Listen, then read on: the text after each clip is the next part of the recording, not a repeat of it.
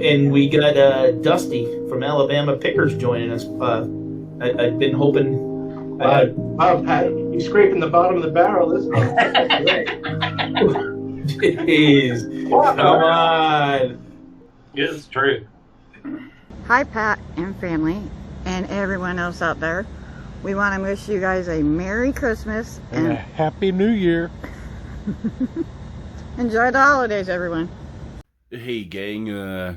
I want to say good morning because when I'm filming this, it's Christmas, and I don't know if you could still hear it in my voice. I'm still a little nasally. If you guys saw last week's special, I recorded that about 3 weeks ago, and unfortunately, I took a break from YouTube. My mother-in-law passed away. Well, probably about 10 days ago when this will be put out. So it's only been a couple days from when I'm recording this, and I got sick. So I'm sick, the wife is sick, but we're going down to, I wouldn't say celebrate Christmas with my father-in-law, but just to kind of keep him company and go with my other sister-in-law. So I really do appreciate you guys taking the time to watch this episode, part 2. This one will be a little bit longer than the first one. It's basically 3 years looking back at some of the great guests that I've had on my channel and interviewed and chatted with, and in between holiday greeting messages and stuff. So just a little something different I like to do sometimes around this time of the year to kind of look back and fond memories of some people and stuff. So again, I'm not feeling that well today, so you may see me in different shirts, and you can see here I got my actual 2021 Patdees delivering Christmas cheer, and I want to address that real quick too. I was supposed to go down with the Jeebus family and help them deliver Christmas cheer, and a couple days before that, that's when my mother-in-law passed away, and because of having to travel back and forth and stuff, we just couldn't do it because we, planning the funeral and stuff like that. And so I did sell some shirts and books and stuff like that and raised about $200. I mean, honestly, I had more than that into it, so I'm actually at a negative, and I did buy some toys. I actually still have those toys, but the Jeebus family, they had spent over $12,000 buying toys and donated $10,000 worth of new stuff. And I said to them, hey, look, I can donate the $200 that I was willing to give. And I sent them the message. I said, what was going on. And they got back to me and said, you know what, Pat, we know that, what you're going through. Why don't you use the $200, towards, the funeral expense and stuff like that. So that was a great gesture, and I really appreciate that. And that's exactly what we did because, actually traveling back and forth was costing us about $150 for those couple days and stuff like that. So I do appreciate the kindness that they shown during this tough time of the year, and I was supposed to do a couple videos around that, and so that's another reason why I'm, in a sense, taking a break. Oop, I'm trying to hold this with one hand and getting a little stiff in the... So I was supposed to do some storage unit videos and some basically the Christmas. So there was probably supposed to be about 3 videos done around that time that I didn't get to do. And hey, things happen. So I'm excited about 2022. I just got to get over being sick and unfortunately, I've still had some Amazon and some eBay orders to fulfill every day. I haven't turned that off. And even today, I still have like 3 orders, but obviously we're not shipping Christmas. And, there's some stuff, happening. So this stuff will go out Monday. But like I said, I hope you guys, and excuse me for sighing there, I hope you guys enjoy these. If you can, watch as much as you can. I know maybe sometimes I will be this will be a premiere. I'll be in the side chat. And I'm going to do some commentary in between, kind of explain or, I don't know, maybe talk a little bit about the footage. I mean, some of it's mostly self-explanatory. But that's pretty much it. So if I missed anything, I guess I'll mention it later. So thank you guys. I'm looking forward to 2022. I really want to keep growing the channel and focus on the reselling on this channel, and appreciate the support. If you guys could comment below and give me a thumbs up, and you know what, even if you're not going to watch the whole thing and you're not busy doing something else, let it play in the background. It helps the average and brings it up. So I really appreciate the support. I hope you guys have had a Merry Christmas, and New Year's is coming in a couple days, and have a Happy New Year. Thank you. I am Patdees, and my channel is The Traveling Picker. Everybody else. Wow. Now it says we're live. I'm still trying to figure out exactly what we're doing here. Hello, and welcome everybody. It has 1 year since Pat and I went live together, and so it is our 1 year anniversary. It's also the first time you went live. Oh man! Wait a minute. What am I? It's also the anniversary of his first time ever live on YouTube. And I'm still trying to figure this out. You would think after a year of allowing me to go on your channel that I could get it to work right. Right? Oh, let's welcome some people that are in. But I'll get it. I'll figure it out, and I'll get it. All right. Let me work on some of my buttons here. If you want to just greet some of the people that are in. I sure can. Come on. Hello, Land Shark Picker Craig. Welcome. Lynn, much love. Welcome. We have Justin Pac-Man. Welcome. Oh, it looks like Patdees is in chat. Hey, welcome. You want to come live with me? Yeah, I'm trying to still figure it out what's going on here. Hello, Andrew. I'm hitting the wrong button. Storage. Hello. I don't know how to say the last part of your name, so I do apologize. But welcome. I could say that part. Storage Scavenger. Oh, Storage Scavenger. Welcome. Hello, Joe. Welcome. Is it still fussing around for you? Yeah, Are you? Hold on. Hello, Tommy 2.0, The Bargain Effect. Welcome. Thank you. Hey, Tommy. I'm sorry. I'm still trying to figure this out. Destiny's been training me the last year, but I still can't. I don't know. I'm hitting the what? Now, what is that? I don't know. Come on. That's not, guys. That's not me. I don't. No, that's not me.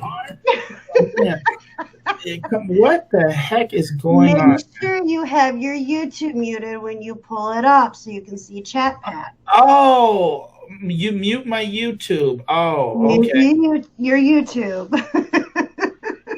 No, not the StreamYard. YouTube. No, you have to unmute StreamYard and you have to mute YouTube. Can you hear me now? I can hear you. I can also hear music. Storage Scavenger is James your name? Oh man, I'm gonna get this. I'm gonna get this right. I thought you'll get it. It's okay. You'll get it. Get it. Hold on. All right. Hello? There you go. You did it. All right. Yeah, you did it. Okay. And I'll tell you something, and this is the God honest truth. about 2 or 3 weeks, maybe it was about 3 weeks before Destiny became sick. I had a Friday night that I was feeling bummed out, and it's funny because everybody assumes that they see Patdees comes on. I mean, I've heard some things. Oh, he's boring. Because I don't like to do certain things and stuff like that, or he doesn't like. Look, I like to have fun. I think I've kind of shown that. I go into amusement parks. I like the kid. Or when you invited me on remember we did the special with the what was it? The Irish. St. Patrick's Day. St. Patrick's Day. But there was a Friday that I just wasn't happy. I'm like, nothing's going on in eBay. And I reached out to Destiny and I said, I wanted to talk to Destiny like she was and unfortunately, I'm going to tell you, I lost a couple months before I found out I had cancer. I had lost my sister, and she was found dead in an apartment in Philadelphia, and I hadn't seen her in 18 years. And she had a rough life. My mom reached out to me. My mom is still living, but had basically thrown me out when I was 12. And that's really why one of the reasons I did get on YouTube was the social aspect of it. Mm-hmm. But I'm very strict. I really, if people are negative to me, or they're people that stir the pot or do things that I don't feel are positive, or I'm not I don't like to be confrontational, because I'll be honest, I could probably be a little bit mean. And I remember reaching out to you on a Friday, and I said, "Hey, would you go live for me?" And you're like, "Sure." But where were you at when you went live? Do you remember? I don't remember. The Golden Arches. Oh yeah, I was at McDonald's. Yeah. McDonald's. Yep. I had a patch over my eye because my cat had caused 2 lacerations to my cornea. Yep. I had a very bad year last year. Yeah. You were at McDonald's with Jaslyn and Joey. Yeah. And you said sure, and we went live for an hour, and it was like picking up the phone and talking to my little sister, and you were there for me, and I really appreciate that. And sometimes I got spoiled though, because I was like, I wanted to do that more, and then you got sick and things happen. We get sidetracked, or we're busy running around. Yeah. And you know what? Tommy's been great. Tommy never questioned when I called you. Sure, I would talk to him a couple times. You want to, talk to Destiny. He's never like, oh, what's this creepy guy calling? And I want to say Patdees, aka as Charlie. And in case anybody doesn't know, what the joke is, basically when I met Destiny, she had 2 friends, Kimmy and Rebecca, and I would do shows with them and hang out a little bit sometimes, and they would kind of bust my chops, and I would kind of be like, kind of setting the rules or the law down, and they started. I said, like, I don't know, this came up about my angels. I was, oh, I'm Charlie, and Tommy's Bosley, and me, Rebecca, and Kimmy are Charlie's angels, right? And it will always be that way. It will always be that way. Right. I mean, just like the television series, it had its season and ran, but you never know. Down the road, one day we'll all get back together again, and have Charlie's reunion, Charlie's Angels reunion. Because we do. I mean, we get busy, and we haven't been able to get together like we used to, because we're all so busy dealing with things in life and with business and stuff. Well, right, and you take it into a different direction. Right. You're damn right. I did that. 8 down, 8 profile. You hear him? You hear him? He's trying to talk smack on me and Cletus. What is he talking about? That was the highlight of the show. You got a little haywire. I'm not going to let somebody take me out like that. Not going to happen. I'm never going away, Patdees. Matter of fact, this show's going to go into watching Patdees. We're going to watch Patdees video. We're going to make fun of them the whole damn time. I went live a lot a couple years back, but it slowly started getting boring. Just doing it every day, and you gotta really work to make money, and just sitting there going live every day without a huge subscriber base just isn't worth it in the end. Right. You gotta work. Yeah, and that's been my the past week. focus a little bit more on the money side of selling than scaling up. It's time to move up, and it's making $100 a month on YouTube. I don't even make that. Sometimes it's like $80 and then it rolls over. Right. So you gotta realize when you need to move forward and step it up. Right. Now, this is the first time I've talked to Heather on Instagram, and like I said, I've seen her in the chat. So we barely know each other. Yeah, exactly. So and I like it like that. I mean, that's why I'm so nervous, because I'm like, And yet, if you remember, I asked you probably first time was about 5 months ago, and you gave me a maybe, and I didn't give up. I was persistent and said, hey, if you want to stop, check out my channel. And obviously, I know you know who I am, doing the shows and stuff like that. But I don't know, and the stuff that I'm going to ask is because I don't know. Like, I don't know what platforms that you sell on. What platforms do you sell on, Heather? So I think I really met a lot of female friends. Big shout out to Bobby Loves to Coupon in the chat. She is one of my moderators. Hey, Erin. She's one of my moderators on my YouTube, and she's on every one of my videos usually. And she's been a friend of mine for a long time. So when I started out meeting a lot of females on YouTube, it was through Poshmark. But slowly Poshmark's kind of died off for me. It's so time consuming listing clothes every day. You list an item, like someone I know mentioned they had a return on a hole for a shirt. It just happens. But I started doing eBay. And eBay's shipping is so much cheaper, which I'm a cheapo, so I support the cheaper shipping. Unfortunately, Poshmark is on my back burner.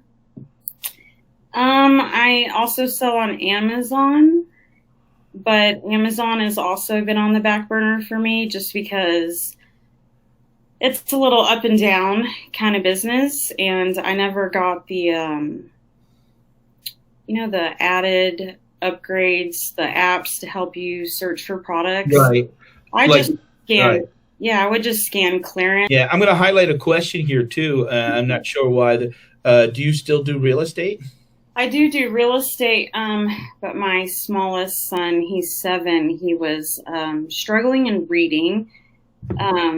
He got held back last year, which was just in kindergarten. So he's been staying home with me every day after school. We read. We work for 30 minutes, and he's caught back up on reading. But in the long run, it has slowed down my real estate. I had to stop calling people for. You basically have to beg people for work in real estate. Like, I have to door knock, you guys. Like, it's really hard. But then when you see like someone that is a friend of you that doesn't even use you, it can be really hurtful also in the end. And sometimes you just got to take a break back from people, from everything, the stress. So my kid is the most important thing to me. So my real estate is, yes, still active. And I hope to be like a 50-year-old and still sell real estate because it is fire, good money. It's super good money. So now you live in Texas. Are you a licensed agent in Texas? Yes. That's probably like a disclosure. I do have to say I'm licensed in Texas, but I can basically earn money even in Africa. Let's say if I had a friend that lives in Africa and needed a realtor, they would just message me and I would help them find a realtor or basically communicate with their realtor to make sure that that realtor is doing everything they're supposed to. Nobody's perfect, and even I have slipped 24 hours on an inspection, So if you have a friend that really cares about you and is willing to help you with that transaction, use your friend that's a realtor. They can hook you up. So yeah, I went to school for and got my real estate license, but I never parked it because at the time. Do that? Yeah, what happened was I went at the time that I went was back in I it's probably about 15 years ago, and everybody seemed to be getting into it. And then I used to have a Subway franchise, and an opportunity came up to buy another Subway, and I just knew. And I tell you, it didn't cost me a lot of money to go to that school, and I wanted it because I was a landlord and wanted to expand on that.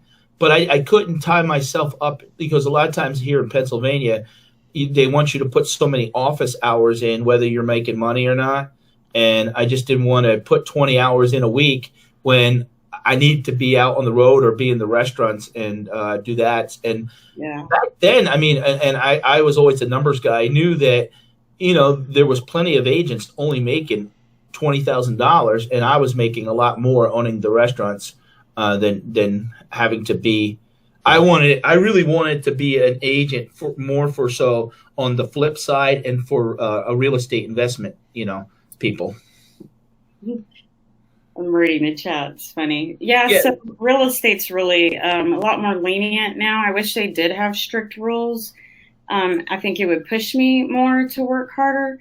But lots of different offices, even at, let's say, Keller, you can work as many hours as you want. You just got to pay the man the rent. And if I want to sell 100 houses a year, I could. If I want to sell 0 houses a year, I can. Hey Patdees, Merry Christmas and a Happy New Year to you and all your subscribers. Wishing you many blessings for this holiday season.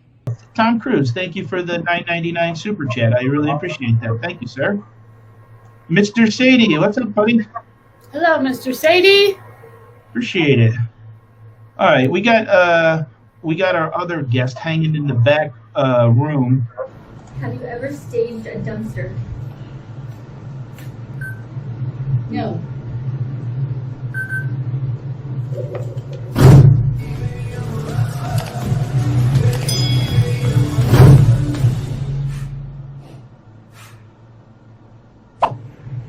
It is the student's Steph's fault because we're doing this and it's funny and we're gonna do it. Lie detector game. Hey. Hello. What's going on? Oh, I can't hear you. We can't hear your mic, Sarah. That's because I was muted. There you go. Now we can hear you. How are you? Good. How are you? Good. I appreciate you coming out. Happy birthday. Thank you. For the second annual Patdees hangout with the Treasure Hustlers. Yes. I was so damn nervous to. I said I got to get my Kimmy to come in and help me do the host duties. You know. He was nervous. He wasn't. Yeah, there's still fanboy for the girls here, and there's not a lot of people I see Pat get nervous about. So take it as a compliment. Thank you. I'll take it. So I can't see the chat because I'm on my phone. So wait. Okay. Yep. Sarah, how are you feeling? You were I don't know how much you want to get into details, but you weren't feeling too good in December. I'm good. I'm great. Yeah, because you guys haven't gone live in a while. No, we have videos. We just, I don't know, taking a break. Sometimes you need that. Yeah. Sometimes a break. We'll get back to it. Well, you better. Miss y'all. Left Texas. Yeah. Well, that's what I'm saying. There's something in the water. Texas is a big. Yeah, it seems people are trying to get out of there. Yeah. Yeah. I I'd love to come to Texas one day. All right, guys. Hey, I want to thank everyone for coming down and hanging with me for my birthday. I appreciate the girls again. Hey, Todd, thank you. Just Todd, I love Todd. Hi. Thank you. What's up, Flip Hustler? Thanks, buddy. I appreciate coming in. I thank everybody for coming in and appreciate the support. If you guys could hit the thumbs up, there's 90 watching. If you guys could do it. Did they announce it or did Pat announce what? Nope. Hi, Jackie. I missed you, baby girl. Everybody else. My painting. Everybody else. My painting. Wah. I'm not sure who that was, but That sort of looked like me. I shaved my head a little. Uh-oh, wait a minute. We got swords. Oh, be careful. I don't You want to don't have a haircut here in a second. Yeah, I don't want to get You're Sarah. about to witness a murder in a second. Yeah. To all the viewers, we wish you a Merry Christmas and a Happy New Year from our family to yours. Hi, say hi. Aw, bye guys. Love the Treasure Hustlers. Hello YouTube and Merry Christmas, Happy Holidays. Patdees, my friend, thank you so much for putting this video together. A wonderful collaboration from all us YouTubers. Thank you so much for helping me grow my channel. And most importantly, thank you so much for always being everybody's little brother, big brother, always staying neutral. You are just such a sweet friend. I really, really appreciate you. Your generosity, always giving, always paying forward, always giving back. I wish there was more people like you, honest to goodness. But for everyone on YouTube, Merry Christmas, Happy Holidays. Let's make this a wonderful, prosperous new year. Let's make lots of new friends, and let's always remember, make new friends, but keep the old. One is silver and the other's gold. Bye. Says we're live. It's Monday morning at 9 o'clock. And actually, to get me up at 9 o'clock is sometimes rare. I'm not usually a morning person sometimes, but to have our guest on today, I said, hey, I'll get up and we'll get up at 9 o'clock and get her on here. So one thing I'm doing today, if you guys are watching on Facebook, this is the first time ever. You say, what is Patrick doing on TV, on YouTube, doing a live stream? And, well, this is what I've been doing. I started about a year ago. I'll give a little bit of background before we welcome out our guest. About a year ago, I started doing YouTube when I had closed up the restaurant and was looking for something that I could do that didn't involve strenuous work. And I started, I've been reselling on eBay since 1998. I started, said, well, I got to do something. Can't sit around the house and do nothing, so I started selling on eBay full-time and started selling on Amazon. I didn't know much about selling on Amazon, and I knew I had to do better selling on eBay, and I started Googling and going on YouTube, and I discovered that there's a whole network of people like myself doing reselling and in different forums and doing YouTube. So I decided to get on the the bandwagon and start selling and doing YouTube and doing videos.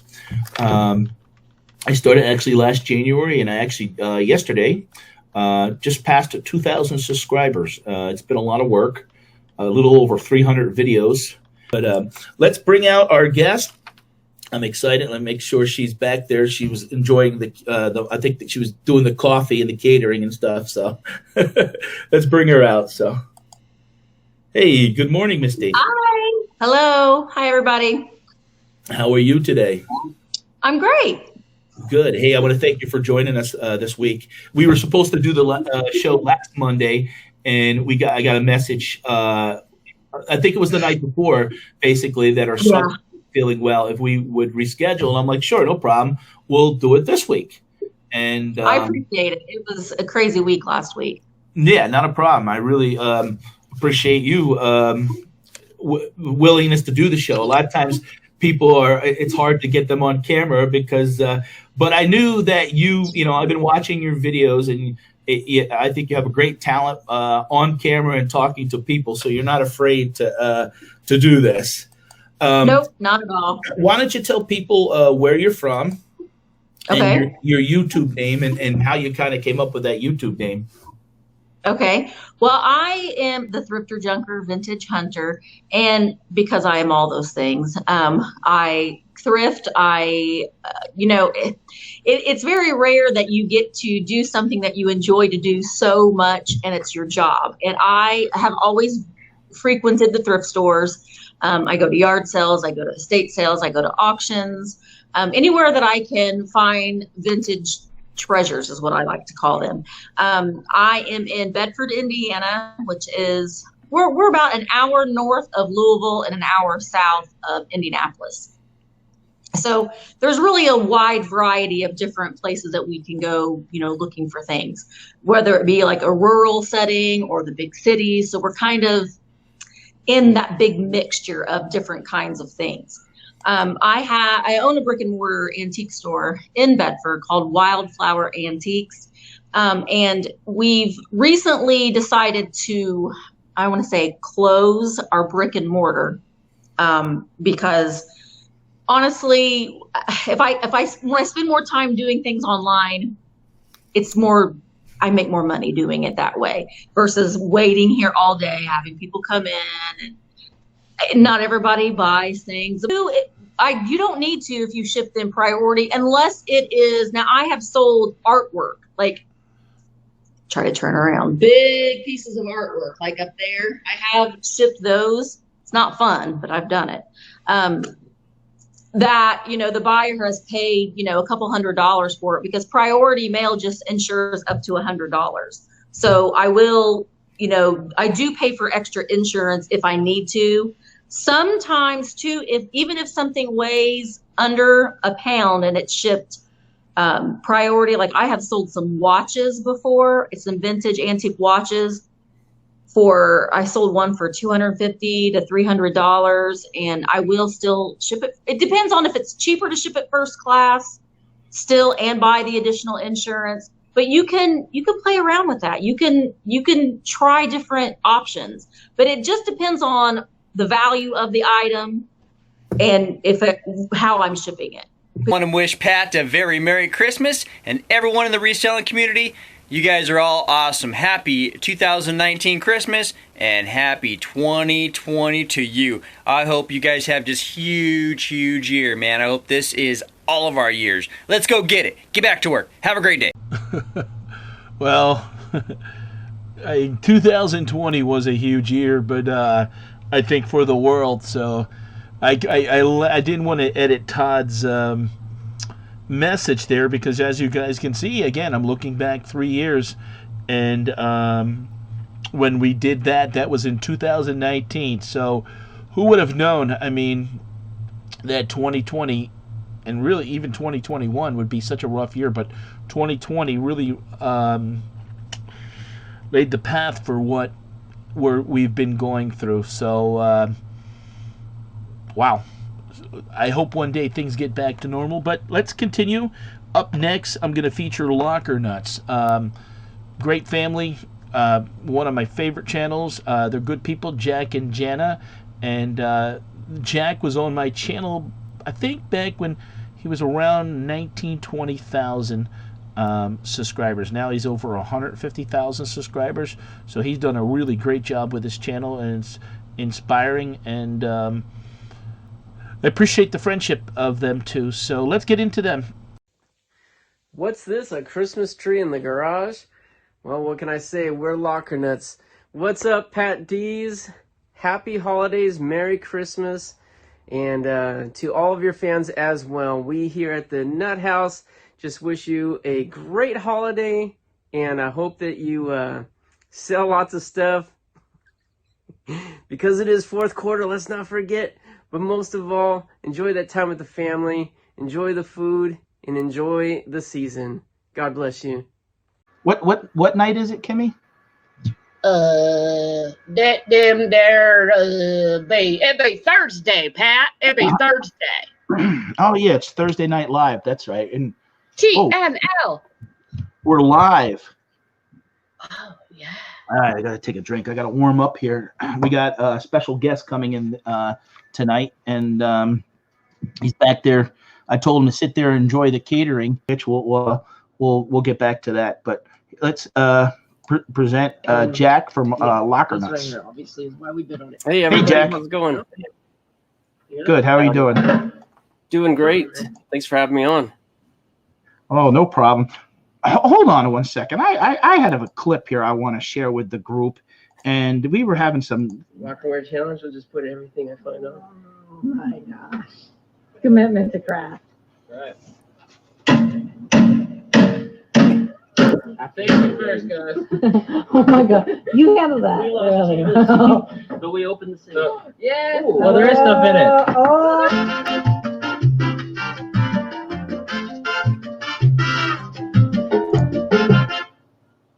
There we go. Hey, Locker Nuts. All right, we bought one. We got This one. unit right here. Now we hear Janet in the background there, but she's not with us tonight, Jack. Why don't you let us know what's going on?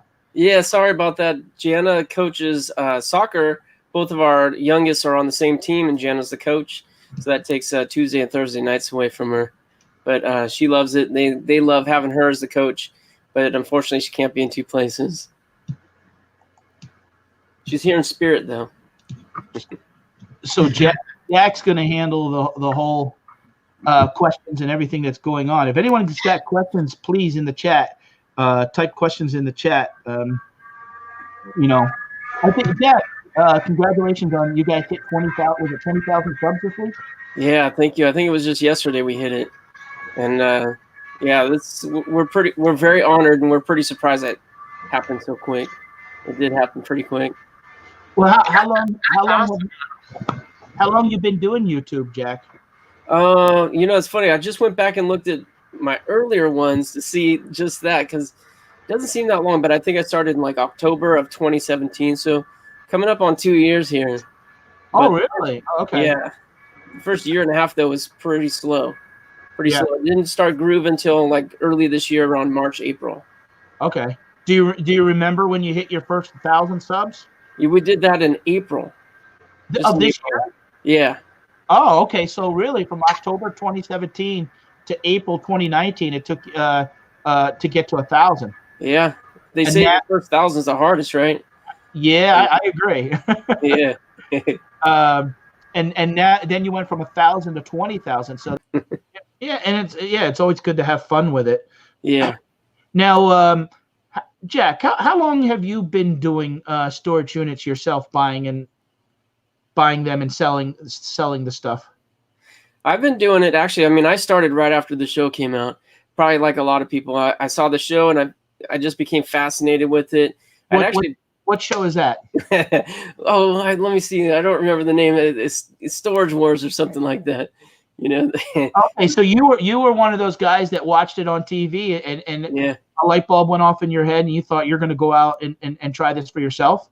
Yeah, me and my father-in-law. Actually, I think our whole family went the first time because everyone loved it. But my father-in-law in particular was really into the show. I was really into the show. We weren't getting enough off of what we saw on TV, so we wanted to go see what it was like for real.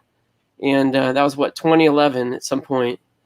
And man, I wish I had videoed that. I wish I had been taking video since that first day because it was a lot of fun. We didn't buy anything though. Yeah. We probably went to 4 or 5 auctions, just watching and observing and seeing what stuff went for and seeing what people were doing before I actually pulled the trigger and bought something. So yeah. Okay. Hey, we have a quick question here from Paul Antonelli. What is your favorite place to sell? Oh man, favorite place to sell? Well, yeah, we don't have a heap of options in Australia. Like eBay's that's our big one. The main one. We have Amazon in Australia, but it never really took off like it did in the US at this stage, and we're hoping in future it does. We can try Depop. We can try Etsy. Yeah. We really want Macari and Poshmark. Yeah, we don't have Macari or Posh. You can get Grailed as well, but yeah, we haven't. We've got a Depop account, but we haven't sold anything there. So eBay is by far and away our main platform. To Canberra, which is our capital territory where all the Parliament is. And actually where Back from Burnout now is. So yeah, there's still definitely some significant risks, and that one's still out of control. And there's still flare-ups and stuff in New South Wales, Victoria. We have had some rain and some regrowth, but the fear now is that in our next heat wave that it might just start again. Yeah. Yeah. Football manager John, I don't know if you can see the screen at all. Do you see that? Do you watch Neighbours? Yeah, everyone asks us that. I don't think I've ever watched Neighbours. I know the intro very well, but There's I've never like- followed a storyline. There's like a big split between Neighbours and Home and Away, and we don't watch either of them. So I don't know why. I guess it's just what people know Australia for is Neighbours. So That's yeah, so it's funny. funny. We do get asked that when we come on international all the time. We're like, why does everyone love Neighbours? Like, what's the go? Football manager John, I met him when I was doing the Bearded Picker show, and sometimes I would be yawning in the morning, and he says, "Oh, you need some tea." And do you know he sent me? He was the first person, and that was kind of weird to be getting sent stuff from complete strangers, you know. And it was nice, and you know, I get stuff from time to time, and he sent me a box of tea. I think it was drop shipped from Amazon, but he's been a loyal follower the last year, so thank you. Now, going back to talk, we'll answer this question real quick. Michelle Pettis, do you see that? Yeah. Do you ship to the US? What kind of things do you sell? Do you think Offspring will ever come back for another season? That's another one we don't really watch, Offspring. We sell it, though. We do ship to the US, so we don't have GSP or anything like that. We just have to ship through our Australia Post, which can be quite expensive. So hey Joey, we definitely ship over there. So we add international to a specific range of our listings that we think are going to get attention overseas. It's pricey, so it's got to be a good item that Yeah. someone's going to want to pay that shipping on. Definitely. Now, you guys, going back talking about the fires, you guys did a benefit, was about 3 weeks ago? Yeah. Time sort of got lost on me in the last I know. week. February already. Yeah. Yeah. And that was incredible to see what the community did there. So One day when I go, they're going to have all my stuff for sale on eBay. Yeah. And I said, how could I do? And I thought maybe you would get $50 or $60, and and it seemed like stuff that you guys were coming out, people like Americana type, things. And I was like, they went for $140, and Simply Dana bought them. She's based in Florida, actually. And she got The Undertaker, I think it was Mankind and Stone Cold. And they were from 1999. And she sent me a message that she got them and everything was good. So I appreciate having the opportunity to participate. It's always good to give back and help out. And when you see good people like yourself doing that, I think why don't you tell people exactly a little bit about that night and what you did and the 3 charities that you supported, and then the end result for the people that are watching the channel tonight don't know. Definitely. It came together really quickly. It did come together very quick. So we had a lot of people reaching out to us and asking if we were okay with the fires and stuff, especially internationals. And we had some fires reasonably close to us, but they didn't directly affect us. So we thought it a really good opportunity to try and help out where we could. And we didn't really expect it to get as big as it did. And 7 hours it almost went for, with Dwayne coming on board and doing an amazing auction for us from Mothership Products. So that was incredible. And the idea was to try and bring the international community together. People come on, auction off some stuff that they were willing to donate, and then the buyer would donate to one of the 3 charities, which were WIRES, which was the Wildlife, Red Cross, and the CFS. Yeah. So CFS was like the volunteer firefighters, and Red Cross was trying to support the people affected by the fires. And I think we ended up having about 36, 37 different people come on board. Yeah, with people like yourself jumping in halfway through. Just and then flooded. 50 odd auctions over the 7 hours, which is incredible. And just the people sharing the stream, bidding on the items, if they couldn't, donate something themselves. Just donating directly to the charities sometimes. As a community, we managed to raise 12,000 Australian dollars in that 7 hour period, which was insane. Like, we set a goal for about 4,500. So for it to get that high was incredible. Hello, everyone. This is Dwayne and Heather from the Mothership. We're wishing you a happy holidays and happy New Year. Merry Christmas. Merry Christmas. Hello, and this way I'm not here by myself. Hello. Hello, how are you, Pat? I like the Crocodile Dundee. I was like, I hope she doesn't take it the wrong way. It's an Aussie icon, isn't it? Well, that and the what was the other guy that passed away from the stingray? Yeah, Steve Irwin. Steve, yeah. Now his daughter now is married Yeah. and going to have kids and stuff like that. So, Yeah, but I she's know. beautiful. Oh yeah.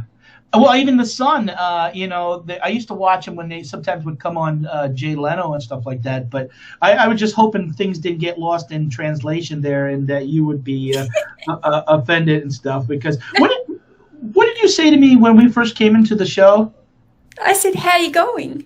How you going? And I was like, where am I going? So I was like, oh, how am I doing? So I was like, oh, answer it right, Pat. Don't. You didn't quite understand. I was like, "How you going?" And you were like, Yeah. "What do you think? Where am I going?" I was like, "No, how you going?" Yeah.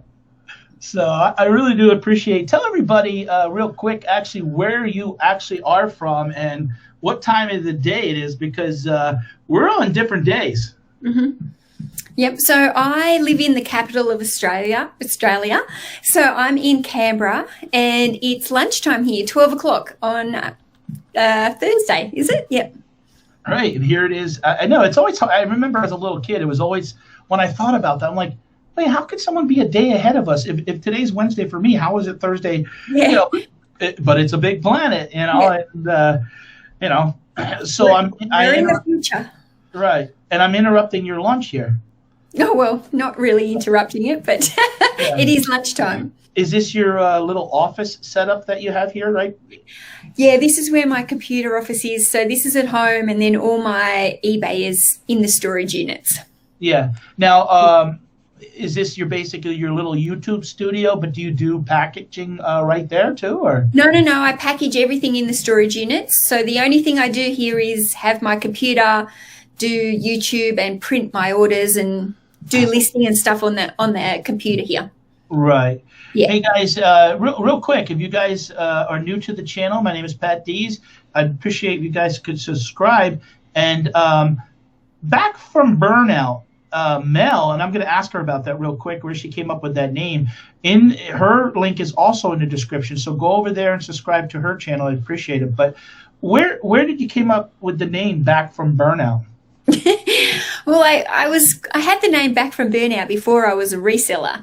So I was sick, and I was sick from breast implants, and they just made me really unwell. And so I had to quit my last job, and I was just really down in the dumps, and I just was really burnt out and exhausted and had like a chronic fatigue almost. And I just started an Instagram page called Back from Burnout, which was kind of my way of coming back from burnout, I guess. And I just shared like healthy recipes and food that I was cooking and just positivity type stuff to try and get me, out of the low, I guess. And through that time, I found reselling on Instagram and started doing some reselling on the side from home because I'd had to quit my other job. And I just started doing a little bit of reselling and then fell in love with that. Before you were reselling, Mel, what was your job? I was a family photographer. Oh, wow. Yeah. But do you still do photography at all anymore? Or? Not really. When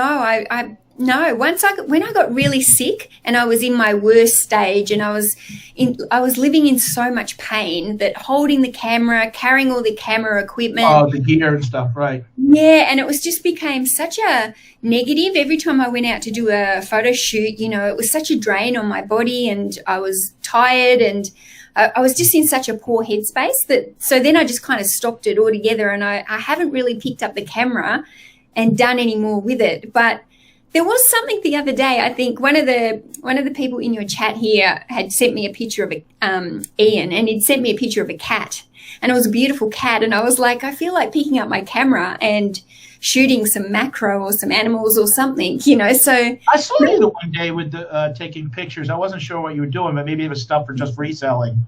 Maybe it was just reselling. Yeah. I know you're a hard worker, and I was looking over some of your clips. I wanted to show the audience real quick here how hard you work. Okay. Why, you lame brain, you want to get us suffocated? Put some tape on it. We forgot the tape. Well, we had to forget something or we wouldn't be plumbers. Go on, find something and wrap around it. Oh!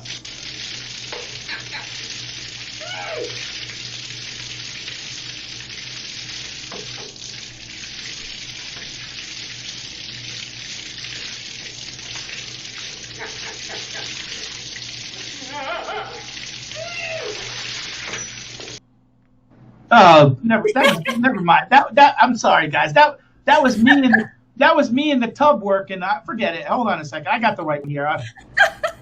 Hey guys, my name is Mel and I'm a full-time eBay seller here in Australia. Now, over the weekend, we moved all my unlisted stock that was at home in my home garage over to the storage units. And it's Monday morning and it's the first time I've come in here and actually opened up all the storage units at the same time to see exactly what I've got. And oh wow, do I have some work ahead of me. Now, when I left the units on Saturday afternoon, the boys were still coming back with one more load. So this is what it looks like after everything has been brought across. And honestly, while it's packed like this, I don't even know where to start. I need to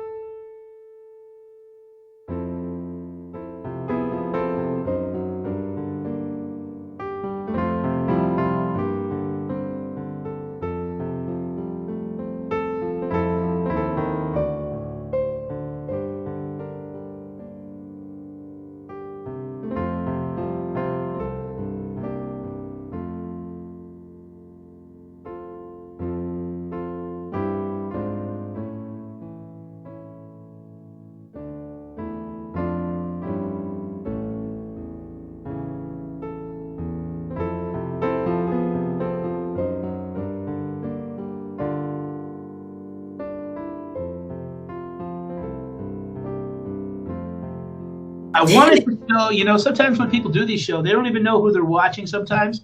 And I really wanted to show the audience a little clip of basically how hard you work and what you're doing. And that was basically a 4-minute clip out of about a 25-minute video that Mel did on her channel. And, you guys take the time to come here. And like I said, I wanted to do that and feature you. Well, what a nice young lady Mel is, and lots of fun. And one thing I will say about her, she's from Australia, and I did that interview, I think it was was it 2020? I'd have to look, but I mean, it doesn't matter when I did it, but you know what? Let me look. Dad, what are you doing? What am I doing? I'm 10 months ago. So it was earlier this year, so I wanted to look. And just what a sweetheart of a girl. Very nice. We've become friends, and,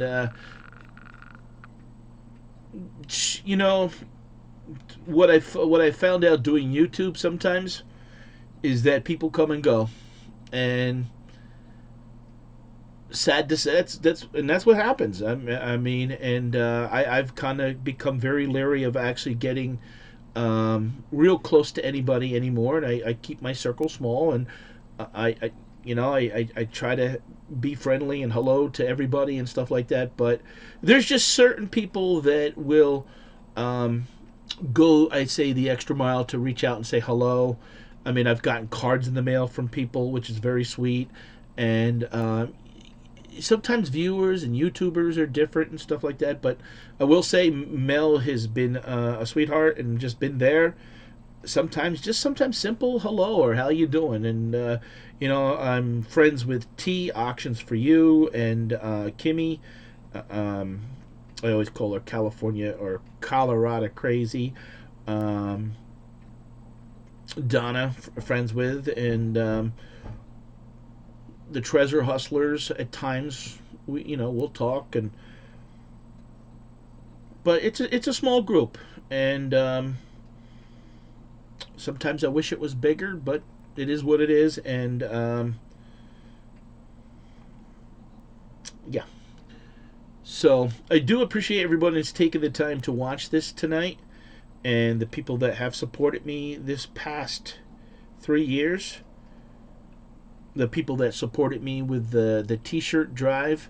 I don't know if anyone... Let me grab one here real quick.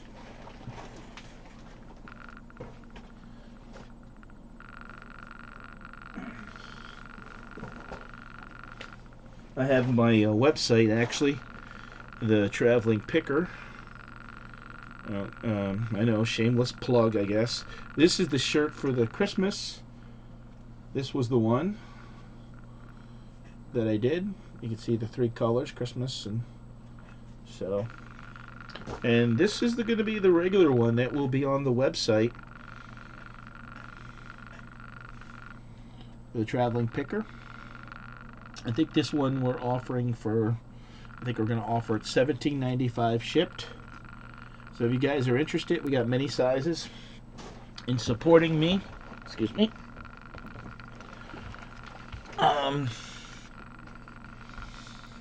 So it's about 2:30 in the morning actually when I'm recording this part. This premiere is about 2 hours long.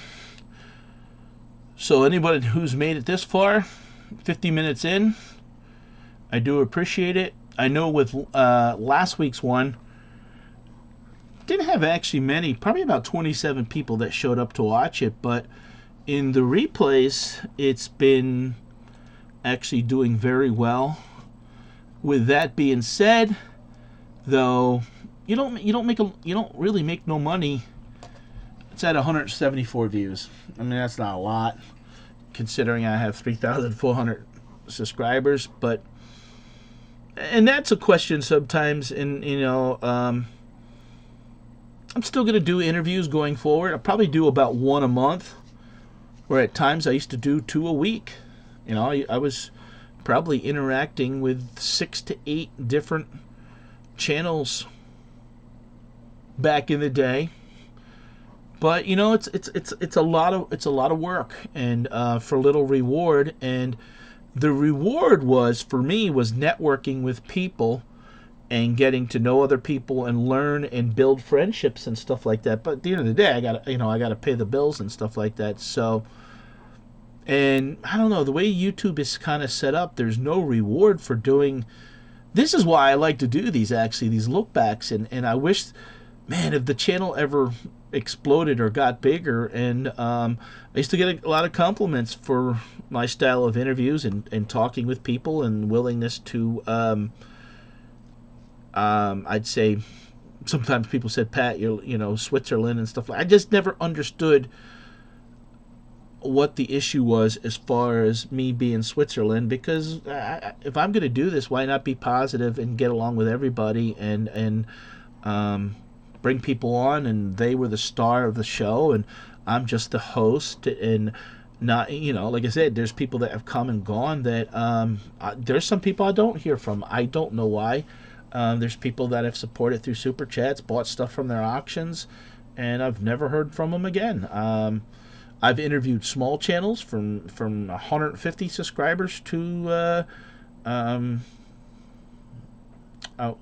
to be accurate, probably about 280,000 subscribers. Some people have come and gone bigger. Some people stopped completely and stuff. And I enjoy people. I really do, even with the small percentage that people try to be negative or hate and stuff like that. And me bringing that up is not to basically, let's say, bring up negativity. It's just an issue.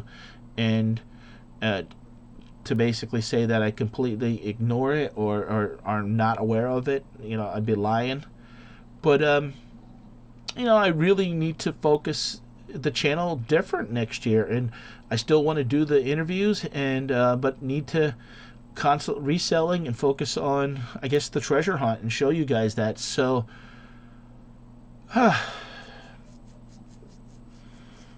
that's why YouTube is very interesting. Back in the day when I was growing up and we were poor, and my mom and dad didn't have their priorities straight, but we used to get like 3, 6, and 10, and a lot of times they wouldn't pay the cable bill, and there wasn't. Now look with YouTube, I mean, anybody can turn on that camera and go live, whether they make money or not, because just the way that the internet works and stuff like that. And that's good and bad. It gives people like me an opportunity to grow and kind of find a home and share my story and do something and have success.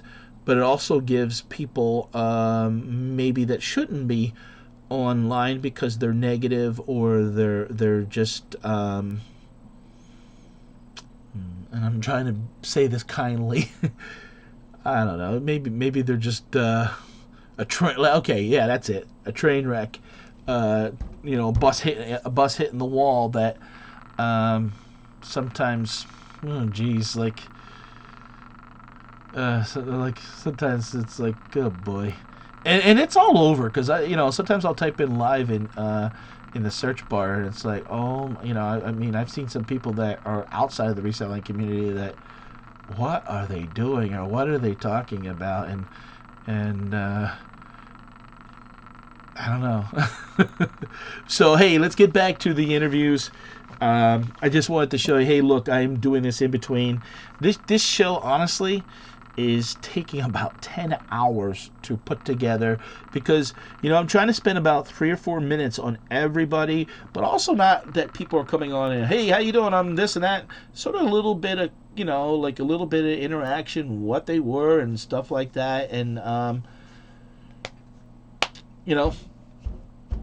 this I only do these usually around the holidays, so I've probably touched on about 7, but I still have about 10 more people that I want to touch on. That's going to take about another hour. So sorry if I talk too much in between here. I'm hoping everyone has a happy new year, and again, if you made it this far, I appreciate it. Happy holidays, pirates of all ages and YouTubers around the world. It is I, your captain speaking, the Storage Auction Pirate. Shout out to Patdees. He asked me to do a little intro, say a little happy holidays to everybody and whatnot. And I just want to say, life is great. Love yourself. And if you could, for one moment, take a break, step back, and you be the light in a dark place in anybody's life, especially in the holidays around Christmas time, etc., the new year, you're doing the world a justice. Much love. I love lovers. Hustle, grind, and wine. Shout out, thanks to Pat and everybody out there in YouTube world. I love you. About you, Brandon, where you're from, and exactly what you do, and how you came up with the Lego Man. Yeah, so I was born and raised in Iowa. I'm 18 years old. And I've been buying and selling since I was about 9, 10-ish. I always did the local antique shows and flea markets. I never really did online until about like 2 or 3 years when I started my Bricklink store, which is an all Lego website. And the owner of that tragically died in a car accident. And so the Lego company took that website over from his family and carries it on in his memory. Okay. And, but yeah, I've been buying and selling for many, many years. And I just got started with YouTube earlier this year when COVID hit because all of our shows got canceled. So I was brainstorming ways to, find different places to sell, whether it's through online sites or whether it's Facebook Marketplace or whatever. And I stumbled across YouTube. So. Okay. So now when you say they had a site where they were selling just Legos. Mm-hmm. How were they connecting with the customers? Was it like some sort of Facebook group that there was like? Explain that a little bit more in detail. How that worked. Yeah. So Bricklink is like an Amazon Lego. Basically, you have your own store and you can list any Lego parts. Like for instance, I got Lego parts here. Like I could list this one tiny part for like 3 or 4 cents. And if people are missing parts to their set, they could go to this website and buy parts for their set that they're missing. Oh, okay. Yeah. And here's a quick question. And I appreciate that you're asking questions. Philly Road, what is the going rate for assorted Legos? I have some that I find in lockers. I guess like you see people sell them by the pound. Mm-hmm. That's the most common way to sell them. I've seen people sell them in groups of colors or groups of specific pieces. Most of the time, I see poundage go between $6 to $10 a pound, depending on who's selling it, I guess. Now, would that include is that just the blocks, or would that include people and cars? That's just blocks. Just blocks. Yeah. So let me ask you, since you're selling them, obviously are you building things with Legos, or are you just a reseller? Yeah, I used to build Legos when I was very young, and that's kind of how I got started in loving Legos. But now that I'm older and going away to college, I got way too many that I have to tone down a bit. So I'm more buying and selling and collecting right now than I would be building. Deborah's asking, Brandon, are all the Legos sorted? I think she refers to my Lego room. No. I still Wait a minute. What? Oh, you got a Lego room? Yeah, I got a Lego room. I'm an only child, so like there's one extra bedroom that I took over, and I've got a bunch of Legos in it. Oh, jeez. One whole bedroom. Yeah. Is there any models or any Lego stuff made up in there, or is it just all thrown in there loose? That's about 50-50. I do have some things that are built and some things that are just thrown across the room. But Right. I'm starting to organize it now, so. Long. No. So my name is Dante. For anybody who don't know, the channel is called Prison to Profit. I've been doing reselling for about 3.5 years now. Prison to Profit because I did a little bit of time in prison. I did 10 years in prison for my charge was armed robbery. I'm not going to go through that whole story right now, but that is the charge, armed robbery with no gun. It's pretty interesting. You can go check that out. No, I'm not completely 100% innocent, but I really don't think I deserve to have all that time while I was locked up. But when you're locked up, you have nothing to do. Literally, they don't want you to succeed in life. That's what it seems like. So you just have to try to do that on your own. So while I was locked up, I just read a bunch of books and learned about financial freedom and just ways to make that plan happen on the way of coming home. And then when I did come home, I took the step to become a reseller after about 1.5 years of just having a regular job, being a server, taking steps, becoming a manager after that. Discovering YouTube, days off, you watch YouTube, and then random people just pop on YouTube who do unboxing videos about things that they find, and then reselling videos. One person in particular, this dude named LeVar Abiance, I used to watch his videos all the time. And he was an Amazon seller predominantly. And it was just amazing to me how a dude could go into Goodwill and go find an item for $3 and turn that into like hundreds of dollars at times. So I was like, man, if this guy can do it, man, there's no way that I can't do it. So I ended up taking like around $30 and trying to get my feet wet, turning that $30 into like thousands of dollars, and have been doing it ever since. I took that full time once the global thingy started going around and everybody had to pretty much quit their job. Wait a minute. What's that global thingy? I was going to say the global bastard. You can't say that what it was on. Yeah, no, you can. Oh, okay. There's some misconceptions. I think when you say COVID, it just basically underneath puts that you can click on like Wikipedia. But everybody wants to tell you what you can and can't do. You're all good here. Yeah. I brought you on. I want you to share your story, and I think it's so inspirational about people going through life's challenges and what you did, and I know a little bit of the story, and then to come out with such a positive attitude and wanting to better yourself, and that's exactly why I brought you here tonight. Yeah, I appreciate that. Now, who's this? Real quick, who's this pretty lady that $1.99? Yeah, for Dante. She could have said yeah for Dante and Patdees. That is my baby. That is Katie Reese, fellow YouTuber. Go subscribe to Katie Reese. I know who she is, but I'm teasing her. But I see more people have come in. Real quick. I always like to say how. There it is. Yep, there it is. Yep, thank you. There it is. Okay, you have a. Katie said, yeah, we see it now too. Yep. Do you have your third question? Yeah, I do. So if anybody knows anything about me, I am a big wrestling fan. So I wanted to know, Pat, who is your favorite wrestler of all time? Oh man, and that's a hard question because I have a background. I was actually at a wrestling meet and greet yesterday, and I met up with Marty Jannetty, Sonny, and when I was growing up as a kid, I had a neighbor that was a professional wrestler, and I have friends on Facebook that are wrestlers that wrestle for the. But my favorite wrestler of all time, and just because he had an inspiring story, is got to be Dwayne "The Rock" Johnson. I've had a chance to meet him, but I've met a lot of the guys, and it's so amazing his story of what he turned out to be. But I've shook hands with the Ultimate Warrior. I've met, like I said, I didn't post no pictures yet, and that's another thing I'll address real quick here since I brought it up about Facebook. If anybody wants to follow me on Instagram. It's Patdees, the Traveling Picker. I kind of limit my Facebook to more of a family or long-term friends that I like went to school with, and I try to keep Instagram more of new friends on social media, and so I kind of, it's just easier for me to keep track and kind of try to keep things a little bit more private on my Facebook. So please, if you send me a friend request and I don't accept it, don't take it personal. You can follow me on Instagram and communicate that way.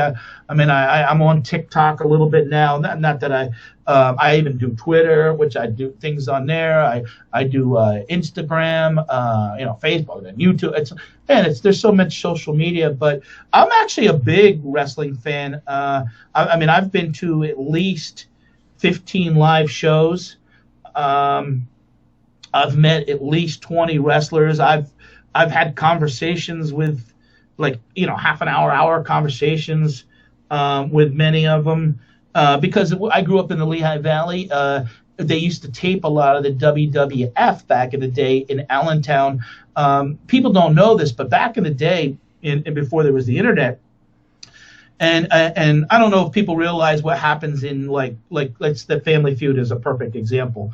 People assume that they'll take 5 episodes at a time because the production, and you're already there. Years ago, they used to make the people bring 5 sets of clothes that if they won, they would just change their clothes and they would kind of fool people. Now, if you see on Family Feud with Steve Harvey, you'll see people on 2 or 3 days in a row wearing the same clothes because they're filming it all in the same same day.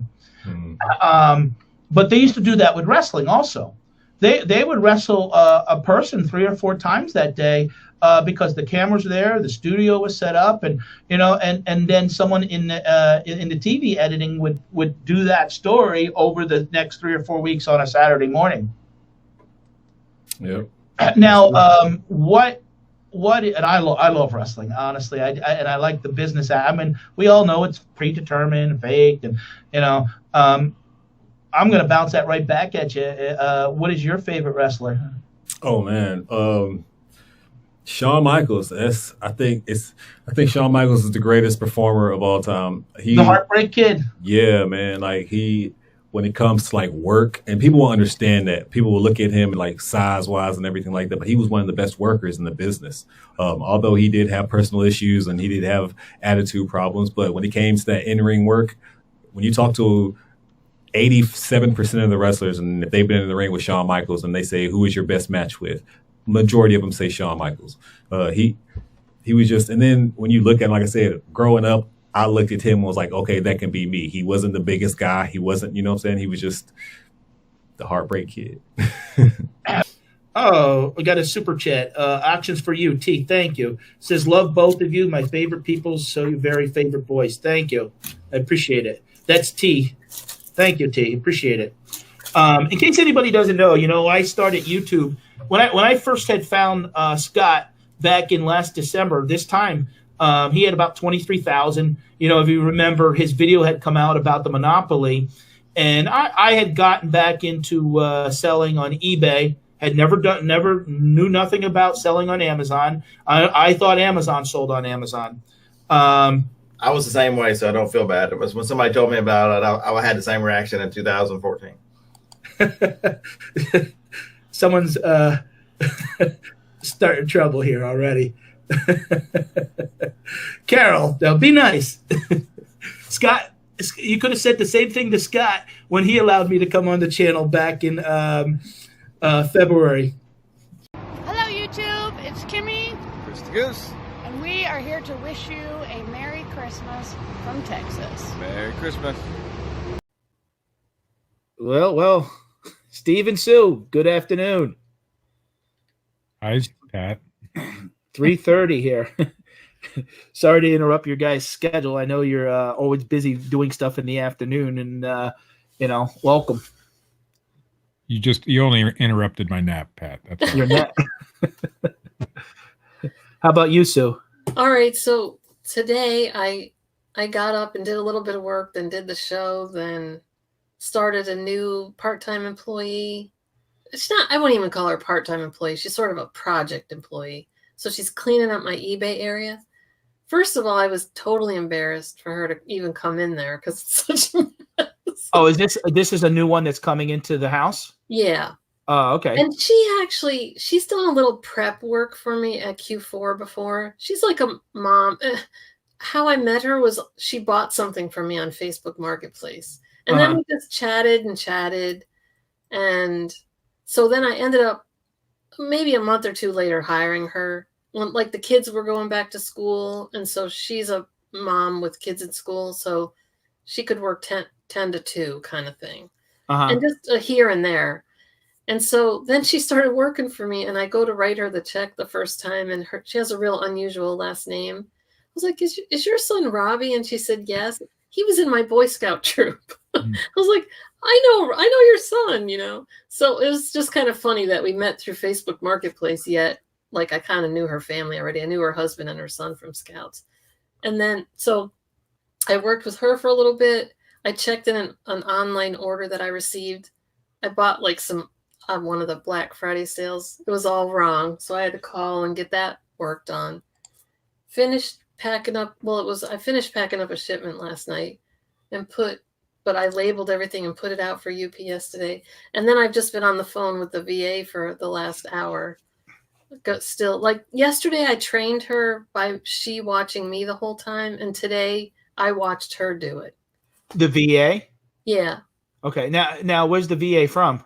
Philippines. Oh, Philippines. But I used a service. And so she's kind of like pre-screened and everything. But I have to say I was super impressed with them because just all the details that they took care of at the beginning. Then 30 minutes before she started, her actual time started, we got on with my rep, the original lady who sent me the resumes and helped me do the interview and everything. And then my rep was there, like he can help her with any technical issues.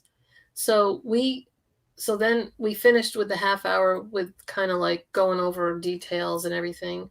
And then when we started our hour, she was having trouble opening up something I had sent her or whatever. We couldn't quite figure it out.